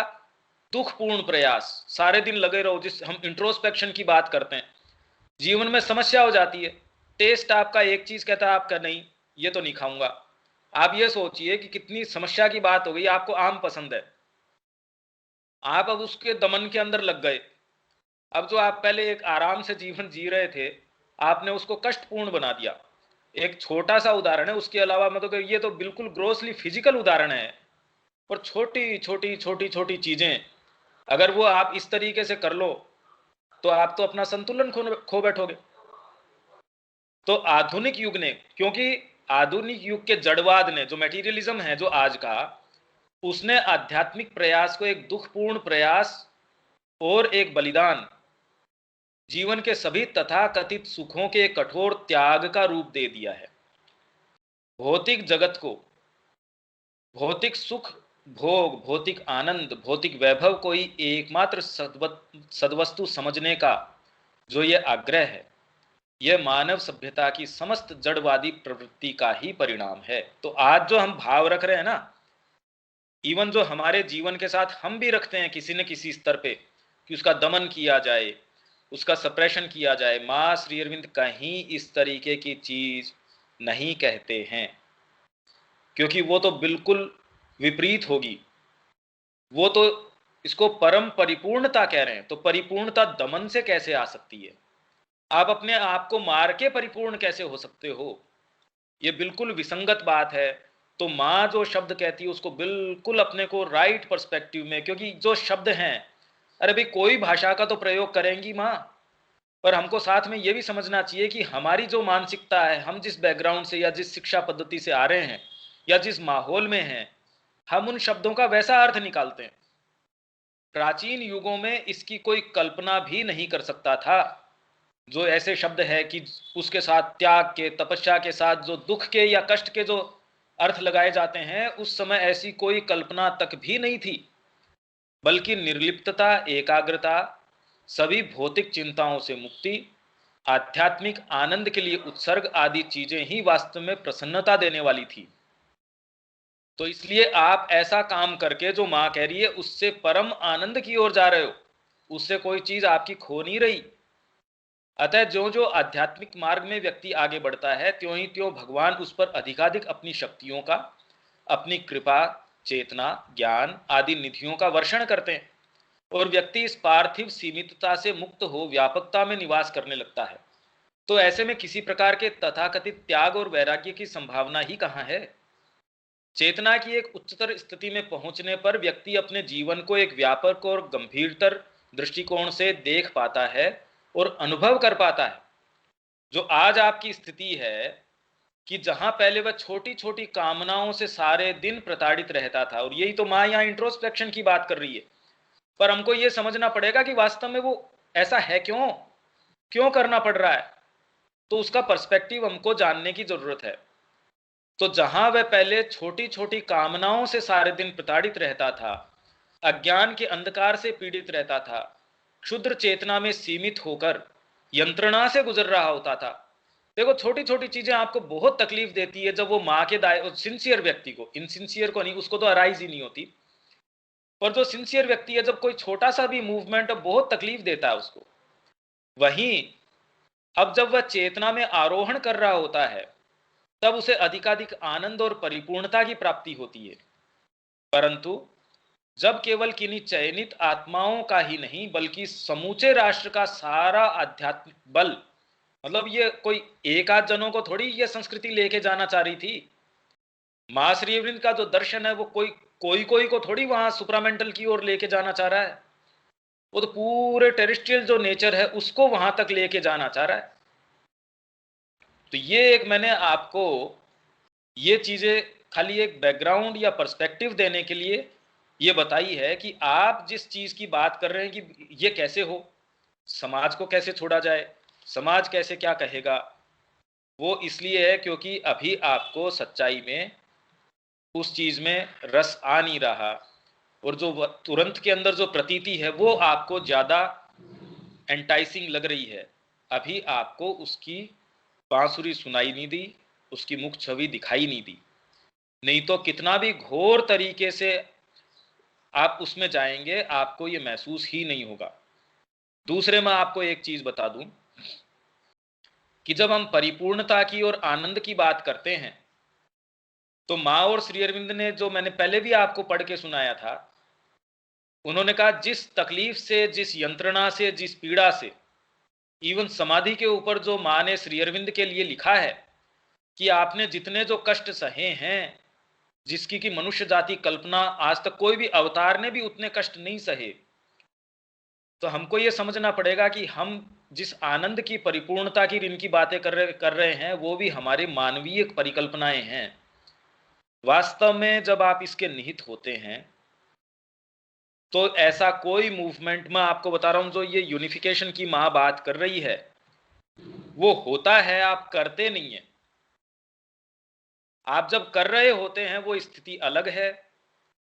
जब आप इसकी सोच विचार ही नहीं करते, आप मां की सेवा में इतना तत्पर हैं, यूनिफिकेशन हो रहा है या नहीं हो रहा है, आप तो मां से इतने ज्यादा संलग्न हैं, अपने आप ही यूनिफिकेशन हो गया आपका। और सच्चा पावर, सच्चा आपके पास शक्ति का स्रोत भी तो वहीं से खुलेगा। स्रोत तो मां देगी आपको। अभी आप सोच भी लेंगे भाई, आप इस टाइम मूव होके अगर आप ये कह दो कि हाँ मैं मां के निहित जीवन जीना चाहता हूं, आप उसके लिए जो भी नेसेसरी आपको जरूरत है जिन चीजों की, वो कहां से इकट्ठी करेंगे? कोई बाहरी जगत में या व्यापार से या कोई दुकान पे तो वो मिल नहीं रही, लाएंगे कहां से? उसका वातावरण भी, आपकी जो आकृष्टता है माँ के प्रति, आपकी जो अनन्यता है उनके प्रति, वो सारे एट्रीब्यूट्स तो वहीं से आएंगे। ये सारे गुण जो हैं वो तो आपकी आत्मा के हैं। तो वो खुशबू वहां जाने से आएगी, कृत्रिम रूप से नहीं आ सकती। हाँ विनीता।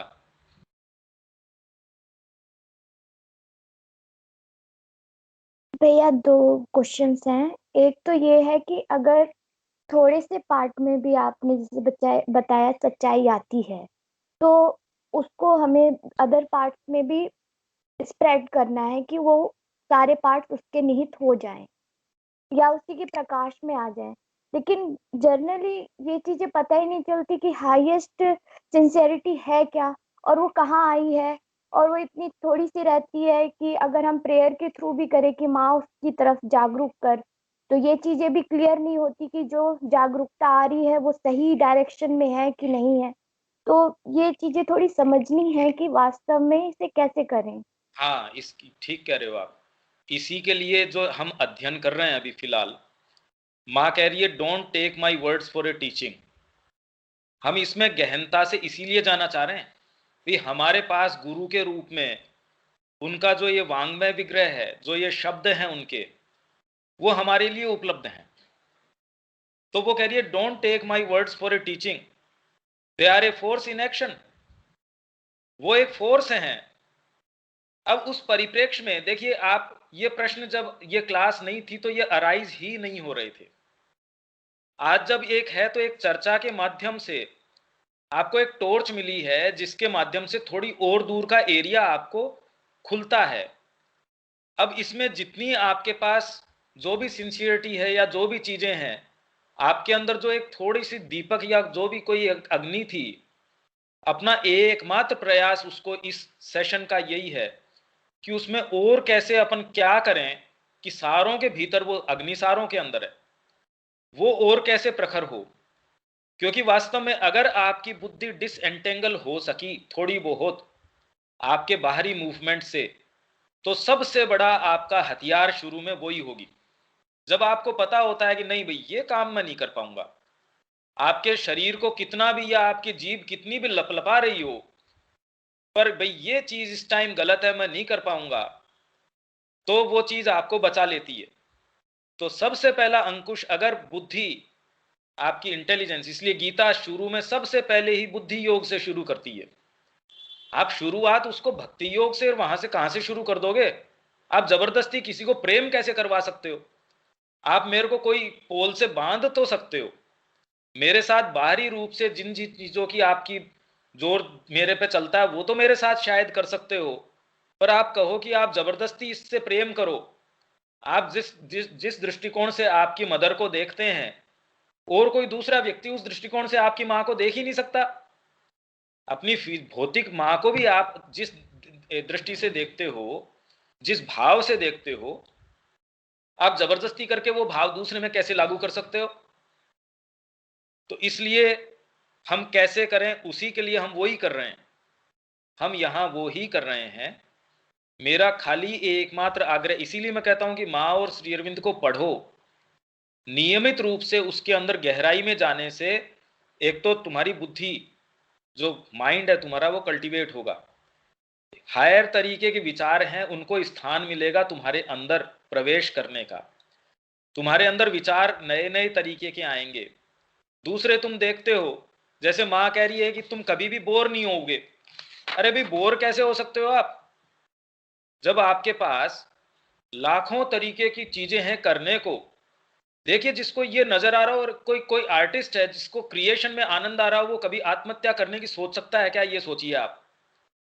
तो बजाय किसी को ये मोटिवेट करना कि वो आत्महत्या न करे, वो एक मूवमेंट हो सकता है, बजाय उसके उसको इसमें लगाना चाहिए कि उसके टेस्ट्स कल्टीवेट हो, कि उसको रस आने लग जाए ऐसी चीजों में, वो मुड़ के ही नहीं देखेगा। उसको बोर्डम होगी ही नहीं जीवन के अंदर, वो कैसे नीरस हो सकता है? उसको तो एक एक क्षण भी जो है, जितना काम कर लूं, अगर माँ के निहित आप हो सच्चाई में, आपको तो ये हो भी शरीर से और थोड़ा काम कर लिया जाए, माँ के लिए और क्या कर दूं उतना ही कम है, जितना कर दूं उतना कम है। तो ये तो मूवमेंट ही बिल्कुल अलग तरीके का है। ये मूवमेंट एक्सटेंड करना है दूसरे पार्ट्स में, तो इसमें सबसे पहले तो आपको हेल्पफुल होगी आपकी बुद्धि। क्योंकि पहले ये बात हुई थी हमारी कि वो अकम्प्लिस है, वो सहयोगी है, उसको अपना ठप्पा लगाना ही लगाना पड़ता है, हाँ भी ये कर लो। अगर वो ये कह दे नहीं ये नहीं करने दूंगी, आपको चाहे उसकी मानती नहीं है वाइटल, मजबूरन उससे ठप्पा लगवा लेती है कोई भी काम करने का, अच्छे अच्छे बहाने देके। और वो क्या बहाने हैं उसमें जाने से फायदा नहीं, क्योंकि जिसके ऊपर शायद वो लागू हो जाता है, क्योंकि बहाने तो हम सब में है। वो जैसे ही मैं बताता हूं तो अब मेरे को तो पता नहीं होता कि ये बहाना किस पे लागू होगा, वो व्यक्ति ये सोचता मेरे लिए बोल रहे हैं। तो इसकी बजाय एक तटस्थ रूप से इतना जरूर कह सकते हैं कि जिस तरीके की हमारी प्रकृति छल छिद्म की वो बनी हुई है, छद्म रूपों की, उसमें जब हम इस लाइट के अंदर माँ की लाइट को उसमें देते हैं, उसका पहला काम यह है कि बुद्धि से एटलीस्ट हम क्लियर हों। इसी के को वेदों के अंदर जो इंद्र का वज्र बोलते हैं कि वज्रपात हो गया, वो एक क्षण में काट डालता है। इंद्र कौन है? आपकी इंटेलिजेंस है। वो जब उसके ऊपर अपना प्रकाश डालता है तो वज्रपात हो जाता है इंटेलिजेंटली। नहीं तो आप कह दोगे मैं कितना सुंदर तरीके से ये काम कर रहा हूं, कितना ये कर रहा हूं, कितना ये कर रहा हूं। अरे भाई, बाजार आप गए थे, आप किसी उद्देश्य से गए हैं, आप बहुत सुंदर चीज लाए होंगे, पर अभी आपको लेनी थी दवाई।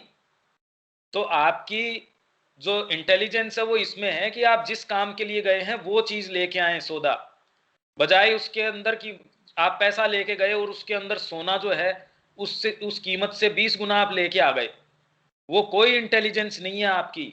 उस समय आपके घर के ऊपर कोई रोगी है, उसके लिए दवा लेने गए थे, अगर उस कंपनी की भी नहीं मिल रही, उससे कोई सेकंड ग्रेड भी मिल रही है, तो भी आपकी इंटेलिजेंस है कि तुरंत वो लाएं कितनी तेजी से और वो दें। तो जीवन में हम वो ही चीज समन्वित करने की, हमारा परिवार अच्छा चल रहा है, हमारे बच्चों की नौकरी अच्छी लगा दी माँ ने, मेरी दुकान में व्यवधान आ रहे से माँ से प्रार्थना करी तो माँ ने दुकान अच्छी बना दी। कोई जरूरी नहीं है हाँ माँ दुकान अच्छी बना देगी, क्योंकि आपकी अभी स्थिति ऐसी है कि आपको अगर विरोध किया जाए आपकी इच्छा का तो आप माँ से विश्वास उठा बैठेंगे। तो अभी तो आपके अंदर हो सकता है कि उनकी इच्छा को स्थापित करने के लिए, उनके प्रति ओपननेस को बनाने के लिए, उनके प्रति ग्राह्यता बनाने के लिए, रिसेप्टिविटी बनाने के लिए माँ जरूरी समझे। तो आपको जरूरी है अभी ये झुंझुनिया पकड़ा दिया आपके हाथ में, कोई लॉलीपॉप पकड़ा दी, कोई चूसने की गोली पकड़ा दी। पर जब आप माँ जानती है कि आपको किसी भी तरीके से आप कहें माँ ये मेरी ये इच्छा है, माँ अगर जानती है कि आप उनके नहीं, तो वो ना ऐसा नहीं करना। आपके सच्चे मित्र को आप जितना अब्रप्टली, बिल्कुल साफ साफ शार्पली मना कर देते हैं या डांट देते हैं, वैसा आप दूसरे को नहीं कह सकते। तो अगर आपने माँ को, आपकी आत्मा को राइट दे रखा है, तो जिस यूनिफिकेशन की या जिस तरीके की प्रक्रिया की ये बात है, वो एक कहने का तरीका है, पर वो उस तरीके की घटित होगी कोई जरूरी नहीं है। इनफैक्ट प्रैक्टिकल अनुभव से मैं ये बताता हूं कि आपको ये आभास तक भी नहीं हो रहा होता प्रैक्टिकल इश्यूज में कि आप कोई साधना कर रहे हैं या नहीं कर रहे हैं। इनफैक्ट आप तो क्वेश्चनिंग मोड में रहते हैं कि हो क्या रहा है, क्योंकि माँ की क्रिया आपकी बुद्धि के थ्रू नहीं गुजरती, वो किसी भी माध्यमों से नहीं गुजरती। वो जिस तरीके से और जिन जिन पाथ से आपको, जिन मार्गों से लेके चलती है, आपने कभी देखे ही नहीं वो मार्ग। तो जब आप ऐसे मार्ग से गुजरते हैं तो आपकी तो आंखें बिल्कुल चौंधिया जाती हैं, आप चकरा जाते हैं। भाई जिस मार्ग से माँ आपको गोद में लेके उठा के लेके चली जाएगी, आपके तो वो कोई जाने पहचाने मार्ग नहीं है। जाने पहचाने मार्ग से तो आप अपनी बुद्धि से भी जा सकते थे, फिर माँ की क्या जरूरत थी उसके अंदर।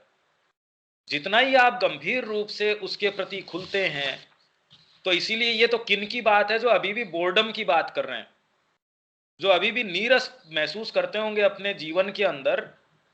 तो इसलिए हमको ये एक थोड़ा सा गैप दे के समझना चाहिए क्या कह रही हैं माँ की बात को। अगर हम गोस्पल बना लें, वो नहीं हो सकता। उसको हमको प्रैक्टिकल जीवन में उसका स्वरूप क्या है, कैसी नजर आएगी वो। अब देखो सारी बातें अपने एक सही स्थान पे सही कड़ियों में जुड़ती जाती है जब आप उसको सही जगह से देखें, और नहीं तो कुछ भी समझ में नहीं आता। भाई इसका हाथी का जो उदाहरण है, जिंदगी भर अगर बेस्ट से बेस्ट भी एनालिसिस किया जाए अंधों के द्वारा हाथी का, एक एक उसके सेल का भी एनालिसिस कर दिया जाए, पर यह नहीं बताया जाए कि पूरा व्यापक परिप्रेक्ष्य क्या है। ये हाथी की पिक्चर है, जब तक ये नहीं बताया जाए तो उनकी डिटेल्स जो है, अगर वो पूरी यहां से धरती से लेके चांद तक की भी पोथी भर दें, तो भी वो आपको एक सेकंड देखने की जरूरत नहीं कि भी ये तो अंधों ने वर्णन किया है। तो कोई कहते आप तो प्रेजुडिस्ड हो, आप तो पूर्वाग्रह हैं आपके, उनसे ग्रसित हो। एक सेकंड में आपने कह दिया ये बिल्कुल बेकार है, आपने देखी पढ़ के, आपका तो अंधों ने किया है वर्णन। जब तक एक झलक आपको हाथी की नहीं मिलती, वो झलक मिलने के बाद सारी चीजें अपने स्थान के ऊपर तो आ सकती हैं, और उस बिना झलक के तो वो पूरी पोथी, या तो वही बात साइंस की या जो मटेरियलिज्म है, वो प्रक्रिया बताता है, वो क्वांटिटेटिव है, क्वालिटेटिव नहीं है, चेतना की बात करता नहीं। तो बिना चेतना आप कैसे बताओ? आपके शरीर का आकलन करके मैं आपकी चेतना का वर्णन कैसे करूं? या आप में जो निहित सारी शक्तियां हैं उनका आकलन कैसे कर सकते हैं?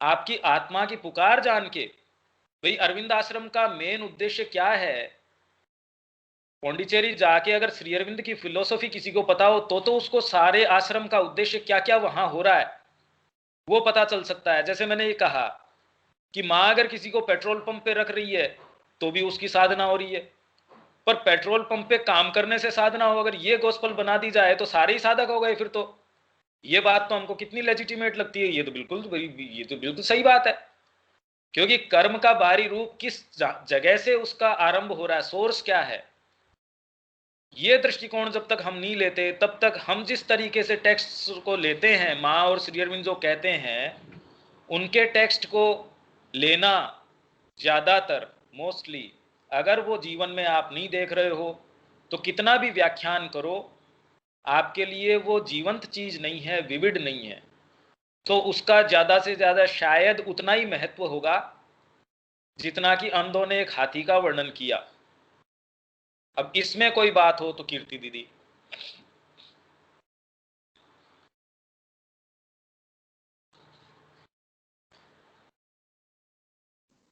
नहीं, ये तो बहुत अच्छे से आपने समझाया है।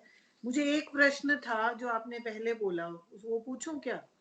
आपने कहा ईगो से ईगो को नहीं मार सकते, ये किस संदर्भ में आपने कहा था?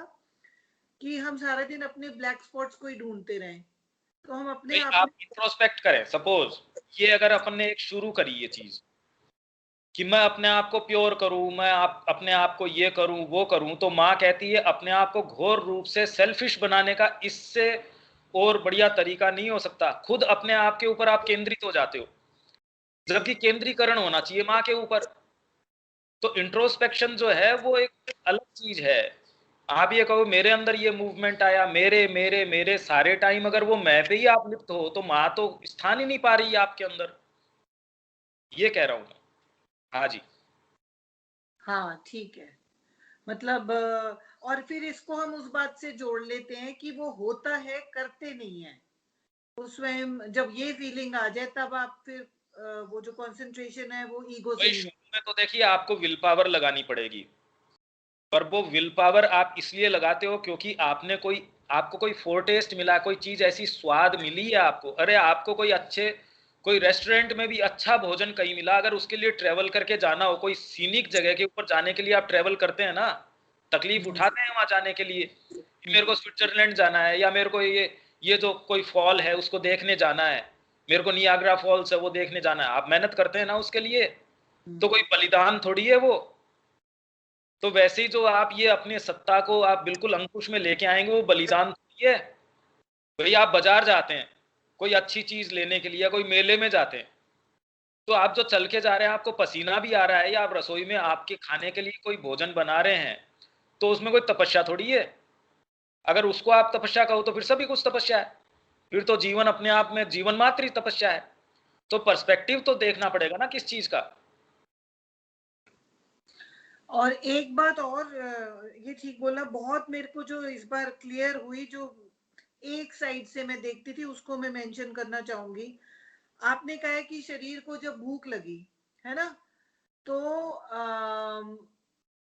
मन भर गया मगर वैसे भूख लग रही है ना, हम ऐसा बोलते हैं।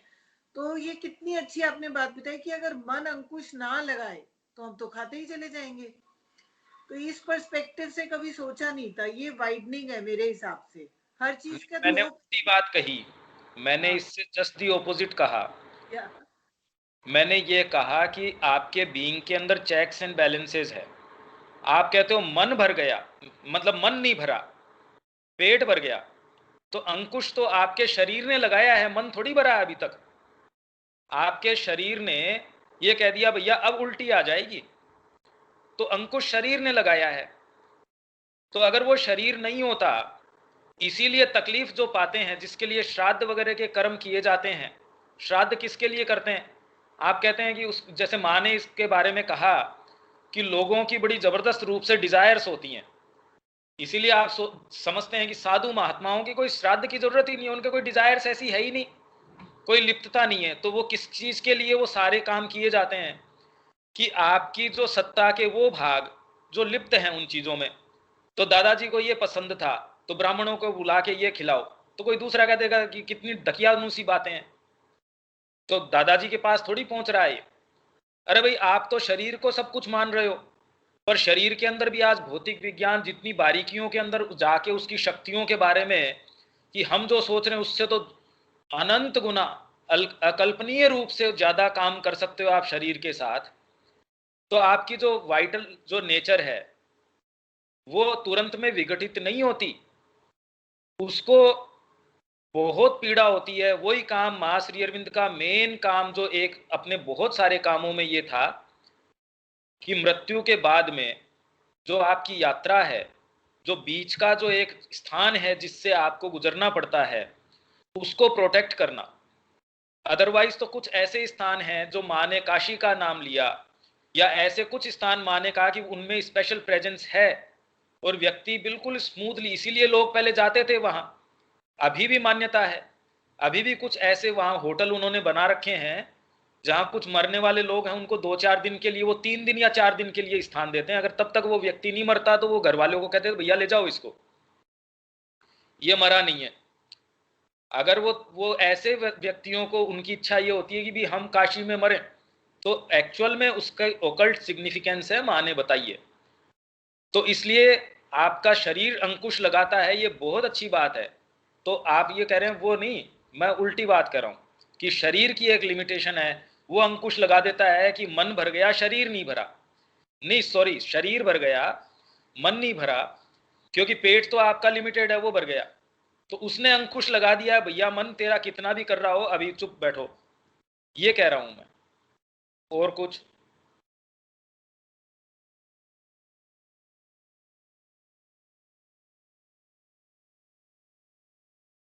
हाँ जी कीर्ति दीदी।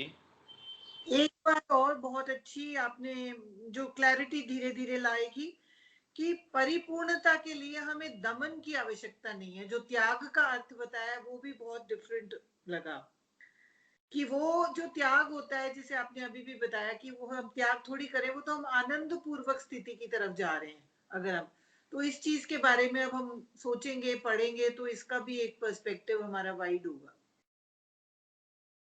हाँ बिल्कुल सही बात है। हाँ जी रविकांत जी।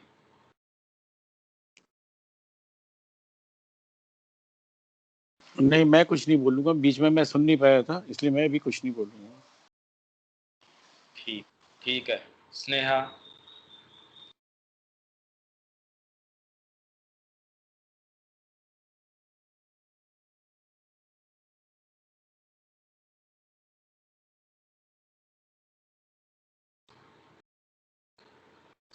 हाँ स्नेहा।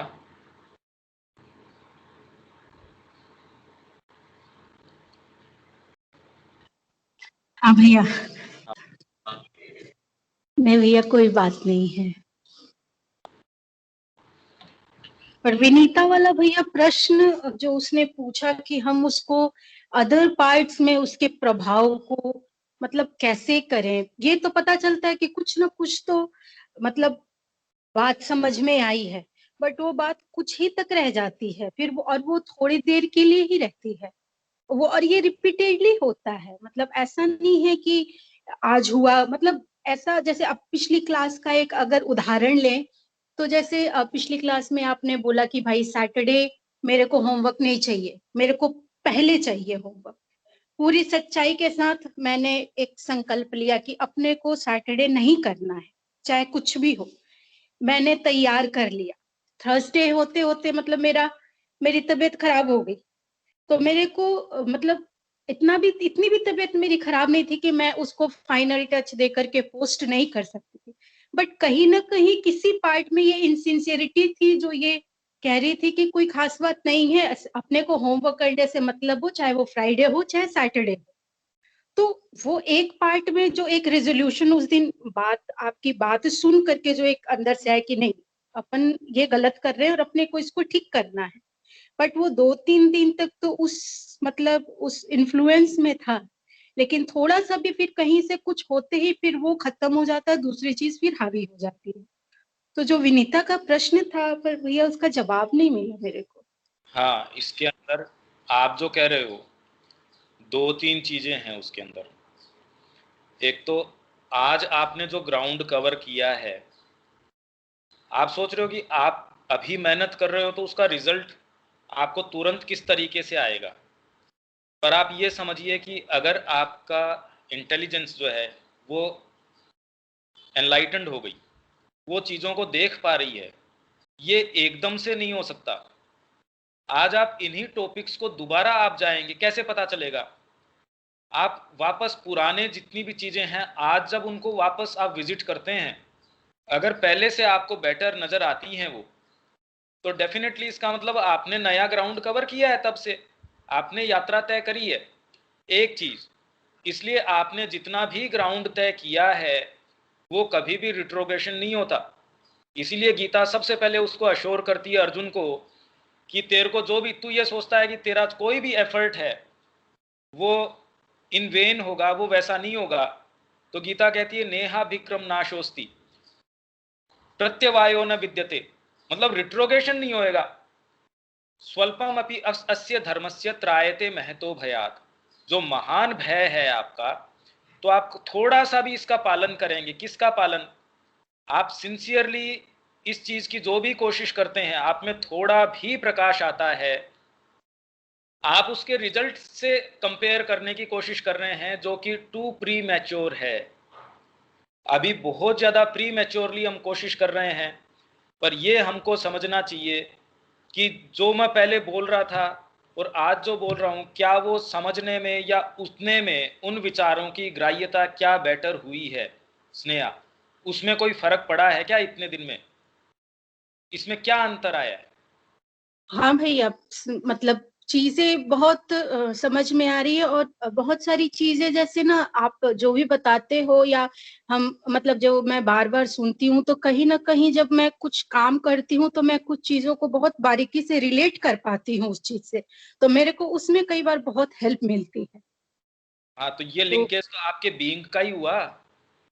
ये लिंकेज एक बार होने के बाद में, अरे भाई ऐसे ही तो आपको ये थोड़ी पता चलेगा पार्ट अलग अलग हो, कोई 3 कमरे एज सच हैं कि फिजिकली आपको नजर आएगा। एक बार आपकी इंटेलिजेंस, और इंटेलिजेंस किसके इन्फ्लुएंस में? Right guidance, right consciousness.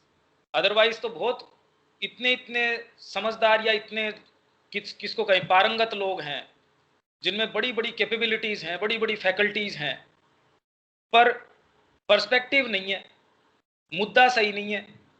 अरे भाई माँ के लिए कोई कसीदा कर रहा है और बेचारे में कोई दूसरी योग्यता है नहीं है, पर और योग्यता चाहिए किस लिए?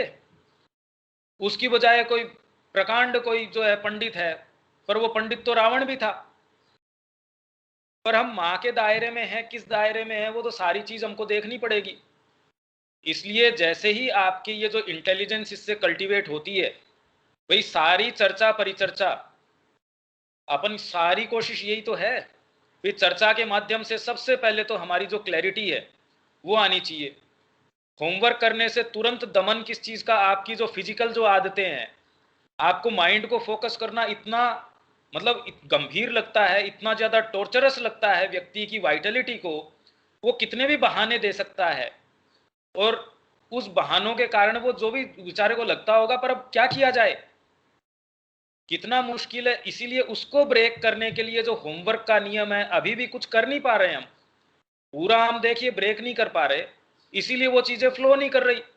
अरे हम कह रहे हैं फ्लो नहीं कर रही नदी, बीच में पहाड़ है, हम कह रहे हैं भी हम चलो कोशिश करते हैं, हम ड्रिल करते हैं इसके बीच में से, तो ड्रिल करने में जितना समय लग रहा है, एक छोटी सी नहर बनाने में या बांध बनाने में, पानी को एक शहर से या एक जगह से दूसरी जगह पहुंचाने में देखिए कितना समय लगता है। हम तो अपनी जो आंतरिक पुकार है उसको यहां तक लाने की कोशिश कर रहे हैं। अगर उसमें भी आपको तो तुरंत में रिजल्ट नजर आ रहे हैं तो ये तो बहुत अच्छा साइन है। अगर आप इतने समय में ये देख पा रहे हो कि आपका सुनना जो है वो पहले से बेटर हो गया, अगर सुनना बेटर हुआ है तो आप कैसे सोच सकते हो कि वो तो आपके बीइंग का ही हिस्सा है। आपने अगर किचन में एक चाकू को शार्प कर दिया तो वो चाकू एक चीज काटेगा तो दूसरी भी काटेगा। तो वो आप जो फिलहाल जो कल्टीवेशन है वो एक अलग तरीके का कल्टीवेशन है, इसमें बहुत पेशेंस की जरूरत है। इसमें आपको सारे जो लिखने के और के अनुशासन है, मैं कोई तकलीफ देने के उसके लिए नहीं कहता, पर हम मूलभूत परिवर्तन चाहते हैं, हम वास्तव में चाहते हैं, क्योंकि टेक्स्ट सबके पास उपलब्ध है, जितनी भी बातें हैं सबके पास इंटरनेट के ऊपर, सबके पास मोबाइल के ऊपर उपलब्ध हैं। इनफैक्ट बहुत सारे व्याख्यान उपलब्ध हैं, पर वो उसकी उपयोगिता कितनी है? उसकी कोई उपयोगिता बस उतनी है जितनी समुद्र के बीच में आपके कोई प्यासे को हो। और कोई बात है किसी को इसमें?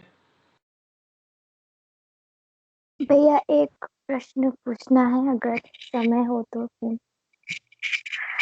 भैया मुझे पूछना है कि हम ये कैसे डिफरेंशिएट करें कि जब हम माँ के लिए कोई टास्क कर रहे हैं या कोई भी काम कर रहे हैं और वह समय से पूर्ण नहीं हो पाता, तो एक शरीर में या बीइंग में एक अनइजीनेस, घबराहट होने लग जाती है कि मैंने यह काम किया नहीं और मुझे करना चाहिए था। और दूसरी ये चीज कि अगर मैं काम पूरा नहीं करूंगा तो मैं सच्चा कैसे कहलवाऊंगा कि मैं बहुत सच्चा हूँ। तो ये दो चीजें क्लियर करनी है कि ये मतलब है क्या, क्योंकि अनइजीनेस तो दोनों में ही आ रही है। ये चीजें पूछनी थी भैया। हाँ, पहला तो डिसिप्लिनरी इशू हो गया। पहली चीज तो है डिसिप्लिन की। तो उसमें माँ कहती है कि कोई आपके समय से पूरा नहीं हो पा रहा, तो उसमें आदमी का जो एक सेंस ऑफ उसका डिसिप्लिन है वो आहत होता है। वो बिल्कुल अच्छी बात है, ये तो मनुष्य के अंदर होना ही चाहिए। अगर उसके अंदर ये भाव नहीं है तो वो अभी पूरी मनुष्यता के अंदर नहीं आया है। ये कल्टीवेशन सहज होना जरूरी है। पर एक गलती होने के बाद में उसकी पोटली बांध के कि मैंने ये ओहो लेमेंट करना या फिर बाद में रोना धोना या तकलीफ पाना, इसकी बजाय अपना इसमें समय व्यर्थ करने की बजाय एक रिजोल्यूशन ये आना चाहिए कि भाई अगली बार नहीं करेंगे इसको। एक हायर चेतना की दृष्टि से माँ ये अगली बार ये पीड़ादायक है, और पीड़ा होती है। वास्तव में तो आदमी कोई सोच विचार के नहीं माँ की तरफ चलता। सबसे पहला मूवमेंट तो यह है कि दूसरा काम करने लायक वो जीवन में बचता ही नहीं है, और कोई दूसरा काम आप करते हैं तो आपको पीड़ा होती है। आप अगर माँ के अलावा कोई दूसरी तरफ देखते हैं तो आपको एक्चुअल में इतनी गंभीर पीड़ा होती है, वो आपकी सबसे बड़ी सेफ्टी है। अगर वो करने पे भी पीड़ा नहीं होती, जैसे शरीर की सेफ्टी आपके सेंसेशंस हैं, पीछे से आप अभी बैठे हो, पीछे आग जल रही हो और आपको जलन महसूस न हो, तो आपका शरीर कितनी बार वो चीज कर पाएगा या सहन कर पाएगा? वो तो खत्म हो जाएगा। वैसे ही आपकी आत्मा अगर ये सारे उसके रिएक्शंस न हो तो बेचारी आपकी इंडिविजुअलिटी तैयार ही नहीं कर पाएगी, तो आपको तकलीफ होती है। आपने किसी से वायदा किया वो पूरा नहीं कर पाते, आपको तकलीफ होती है, क्योंकि अंदर कोई ऐसी डिसेंसी है उसमें। तो ये तो उसके सर्वाइवल की एक चीजें हैं, उसको जरूरी है। नहीं तो व्यक्ति सारे दिन की मैं सुबह उठ सो के उठ ही नहीं सकता, मेरी हेल्प करो। तो उसकी इनसिंसियर आदमी की कोई मतलब, माँ कहती है कि where there is sincerity I can help, पर जहां इनसिंसियरिटी है I can do very little. जहां इनसिंसियर आदमी है, अभी सारा आपके पास समय है, सारी चीजें हैं, तो अभी भी आप नहीं करते तो फिर आपका कोई रास्ता नहीं है। तो पहली जो आप बात कह रहे हो कि वो ऐसा भाव उठता है, वो एक ऐसी चीज दिखाता है कि कोई चीज अलाइव है और वो होना ही चाहिए। पर उसके बाद में उससे ज्यादा उसके ऊपर ब्रूड अपॉन करना वो गलत है। उसकी बजाय पॉजिटिव मूवमेंट ये रिजोल्यूशन लेना कि नहीं, मैंने अपना जो बेस्ट कर सकता था या कर सकती थी उस टाइम कर लिया और मैंने वास्तव में किया है। और तुरंत ही जैसे ही आप एक गंभीर चेतना में सुबह से लेकर शाम तक रहते हैं, आप अपने मुंह का स्वाद संभाल सकते हैं। आपको शाम को बहुत एक उष्मा नजर आती है, जैसे एक्सरसाइज करने के बाद में शरीर में एक प्रकार का प्रकाश महसूस होता है आपको। वो एक प्रकाश बोलने के लिए है, पर एक जो उष्मा है, जो एक प्योरिटी है, एक सच्चाई में, किसी के निहित काम करने में, खुद के लिए काम करने में या किसी के और के लिए काम करने में जो एक निहित कोई एक आनंद है, वो बिल्कुल गहरी चीज है। तो पहला प्रश्न ये। दूसरा, मैं समय से करती हूं, उसमें आपकी जो दूसरा पार्ट है वो रस लेता है, निश्चित रूप से बिल्कुल रस लेता है। इसीलिए इसकी संज्ञा या इसका सिंबोलिज्म किस तरीके से है कि जब आप हवन करते हैं, हवन के अंदर आपने घृत डाला या जो भी डाला, अब उससे सोम रस पैदा होता है, मतलब उससे आपको रस, कोई भी आपकी जो उपलब्धि है वो होती है। अब उसको भी साधना करने के आनंद को भी, या जो आपके सेल्फ डिसिप्लिनिंग के आनंद को भी है। अरे भाई, डिसिप्लिन करवाने वाली माँ, आप उसके निहित कर रहे हो करने वाली माँ, साध्य वो है, साधन वो है, जो है साधक वो है, सारी चीजें वो है। जब धीरे धीरे आदमी को, पर ये तो आगे की स्थिति है, तो वो चीजें पार्टेक करती है, तो उसके लिए परेशान होने की जरूरत नहीं है, उसके ऊपर तो हंसने की जरूरत है कि चलो, मतलब जहां कोई चीज, जैसे अपन बोलते हैं कि जहां लड्डू बिखरता है वहां मांगने वाले या जो चींटियां हैं वो तो आ ही जाएंगी। तो इस तरीके से ये जो आपके वाइटलिस्टिक पार्ट्स हैं वो तो पार्टेक करने के लिए आ ही जाते हैं, और इसीलिए वो क्या करते हैं, वो दूषित कर देते हैं आपकी जो जो ऑफरिंग है माँ के प्रति। जब वो आप ऑफर करते हो उसमें आनंद आता है उस जीवन में, तब आप वो दूसरी चीजें हैं वो पार्टेक करने के लिए, इसीलिए तो वो जो आपके कैजुअलिटी हो जाती है साधना में, एक समय के बाद में आपको किसी को चिंता की जरूरत नहीं है। ये दूसरे व्यक्तियों की बात है कि एक सीमा के बाद में वो एक दूसरे मार्ग पे चल पड़ते हैं, क्योंकि उनको अपनी सिद्धियों में आनंद आना शुरू हो जाता है। हम में से तो खैर कोई क्लेम नहीं कर सकता कि हमको किसी को सिद्धि में आनंद आ रहा हो। तो इसलिए ये एक बड़ी भारी समस्या है। इसी परिप्रेक्ष्य में जब वो बोलते हैं कि माँ का बालक होना, कुछ को क्या होता है, पीड़ा हो जाती है इस बात से। माँ का बालक होना एक बहुत ऊंची संज्ञा है। देखिए, दो शब्द हैं, चाइल्ड लाइक, बालवत, बच्चे की जैसे। पर बच्चे का जैसे होने का मतलब चाइल्डिश होना नहीं है। चाइल्डिश एक चीज है, चाइल्ड लाइक होना अलग चीज है। बेवकूफ़ी करना, उसको हम चाइल्डिश होने को चाइल्ड लाइक कहें तो शब्दों में हमको डिफ्रेंशिएट करना आना चाहिए, अगर हम किसी आगे की यात्रा पे जाना चाहते हैं तो। विनीता। हाँ भैया, अब थोड़ा क्लियर है, सही समझ में आ गया। एक बात जाननी थी कि आपने अर्थ धर्म काम मोक्ष की जो चर्चा की, जिसे 4 पुरुषार्थ बताया गया। हाँ, भारतीय संस्कृति ने 4, मैंने ये कहा कि 4 ग्रेडेशंस दिए जिनके थ्रू व्यक्ति को कल्टीवेट होना है। ये तो अपने को पता है ना कि उसने कहा कि ये 4 स्टेजेस हैं। अपन ने ट्रिपल क्वार्टेट की बात करी थी एक दिन, मतलब 4-4 के 3 विभाग, जिसमें 4 तो आपके वर्ण, 4 आश्रम, 4 पुरुषार्थ।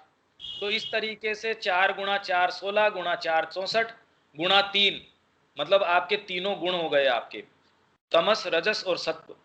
इन तीनों को गुणा करो तो आपके जितने विभाग मिलते हैं वो मोटे मोटे आपकी प्रकृति के विभाग हैं। तो जो संस्कृति ये कह रही हो कि जीवन से भाग निकलना बता रहे हैं, तो सब मोक्ष की बता रहे हैं, तो मोक्ष तो कह ही नहीं रहे किसी को। मोक्ष तो लास्ट की अवस्था है, पर आपकी काम और अर्थ की भी अवस्था है, वो है उसी के अंकुश में। क्योंकि ब्रह्मचर्य का जो पीरियड है उसके अंदर भी आपको जिस सुप्रीम हाइट्स के ऊपर ले जाते थे, आज जो वंडर्स ऑफ द वर्ल्ड की बात करते हैं, यहाँ तो गली गली में वैसे वंडर्स हैं। हम उसको स्वीकार करें नहीं करें, भारतीय संस्कृति का जितना ब्यौरा आज निकल के आ रहा है, तभी तो आर्य शिक्षा पद्धति में श्री अरविंद बोल रहे हैं वो चीज कौन सी थी। अरे भाई, मंदिर वगैरह तो आज आपको नजर आ जाते हैं क्योंकि एक फिजिकल चीज है, और जो नैतिक चीजें हैं, जो जो त्याग है, तपस्या है, जिनके कीर्तिमान इनसे कहीं विशाल हैं, जिस निष्ठा के साथ, क्योंकि मूर्ति एक दिन में बनी नहीं, और जब आप उस कॉन्शियसनेस में नहीं होते वो मूर्ति बन नहीं सकती। तो सोचिए कि व्यक्ति ने अपना पूरा जीवन उस एक ही चेतना में अनन्य रूप से गुजार दिया, ये बात तो कभी कोई आपको बताता ही नहीं।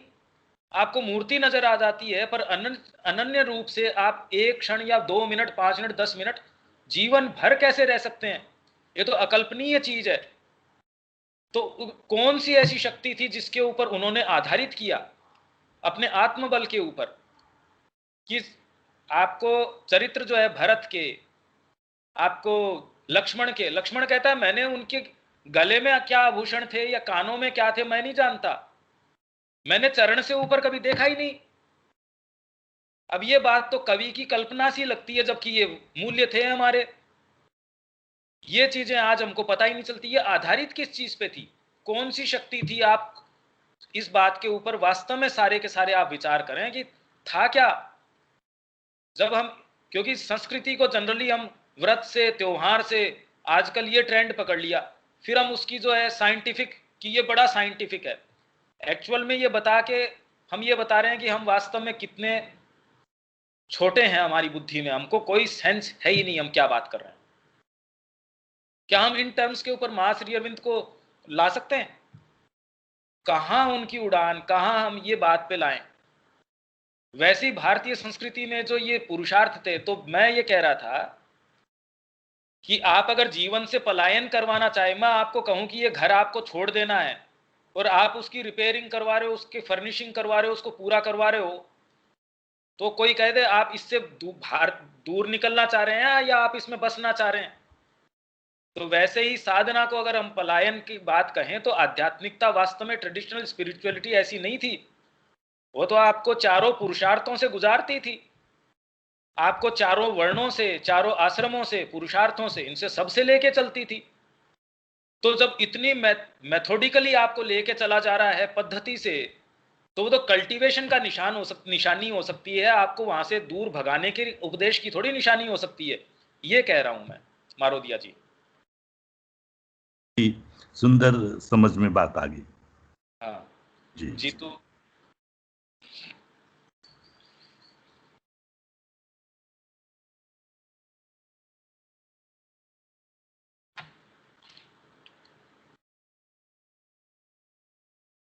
जीतू कोई बात है इसमें?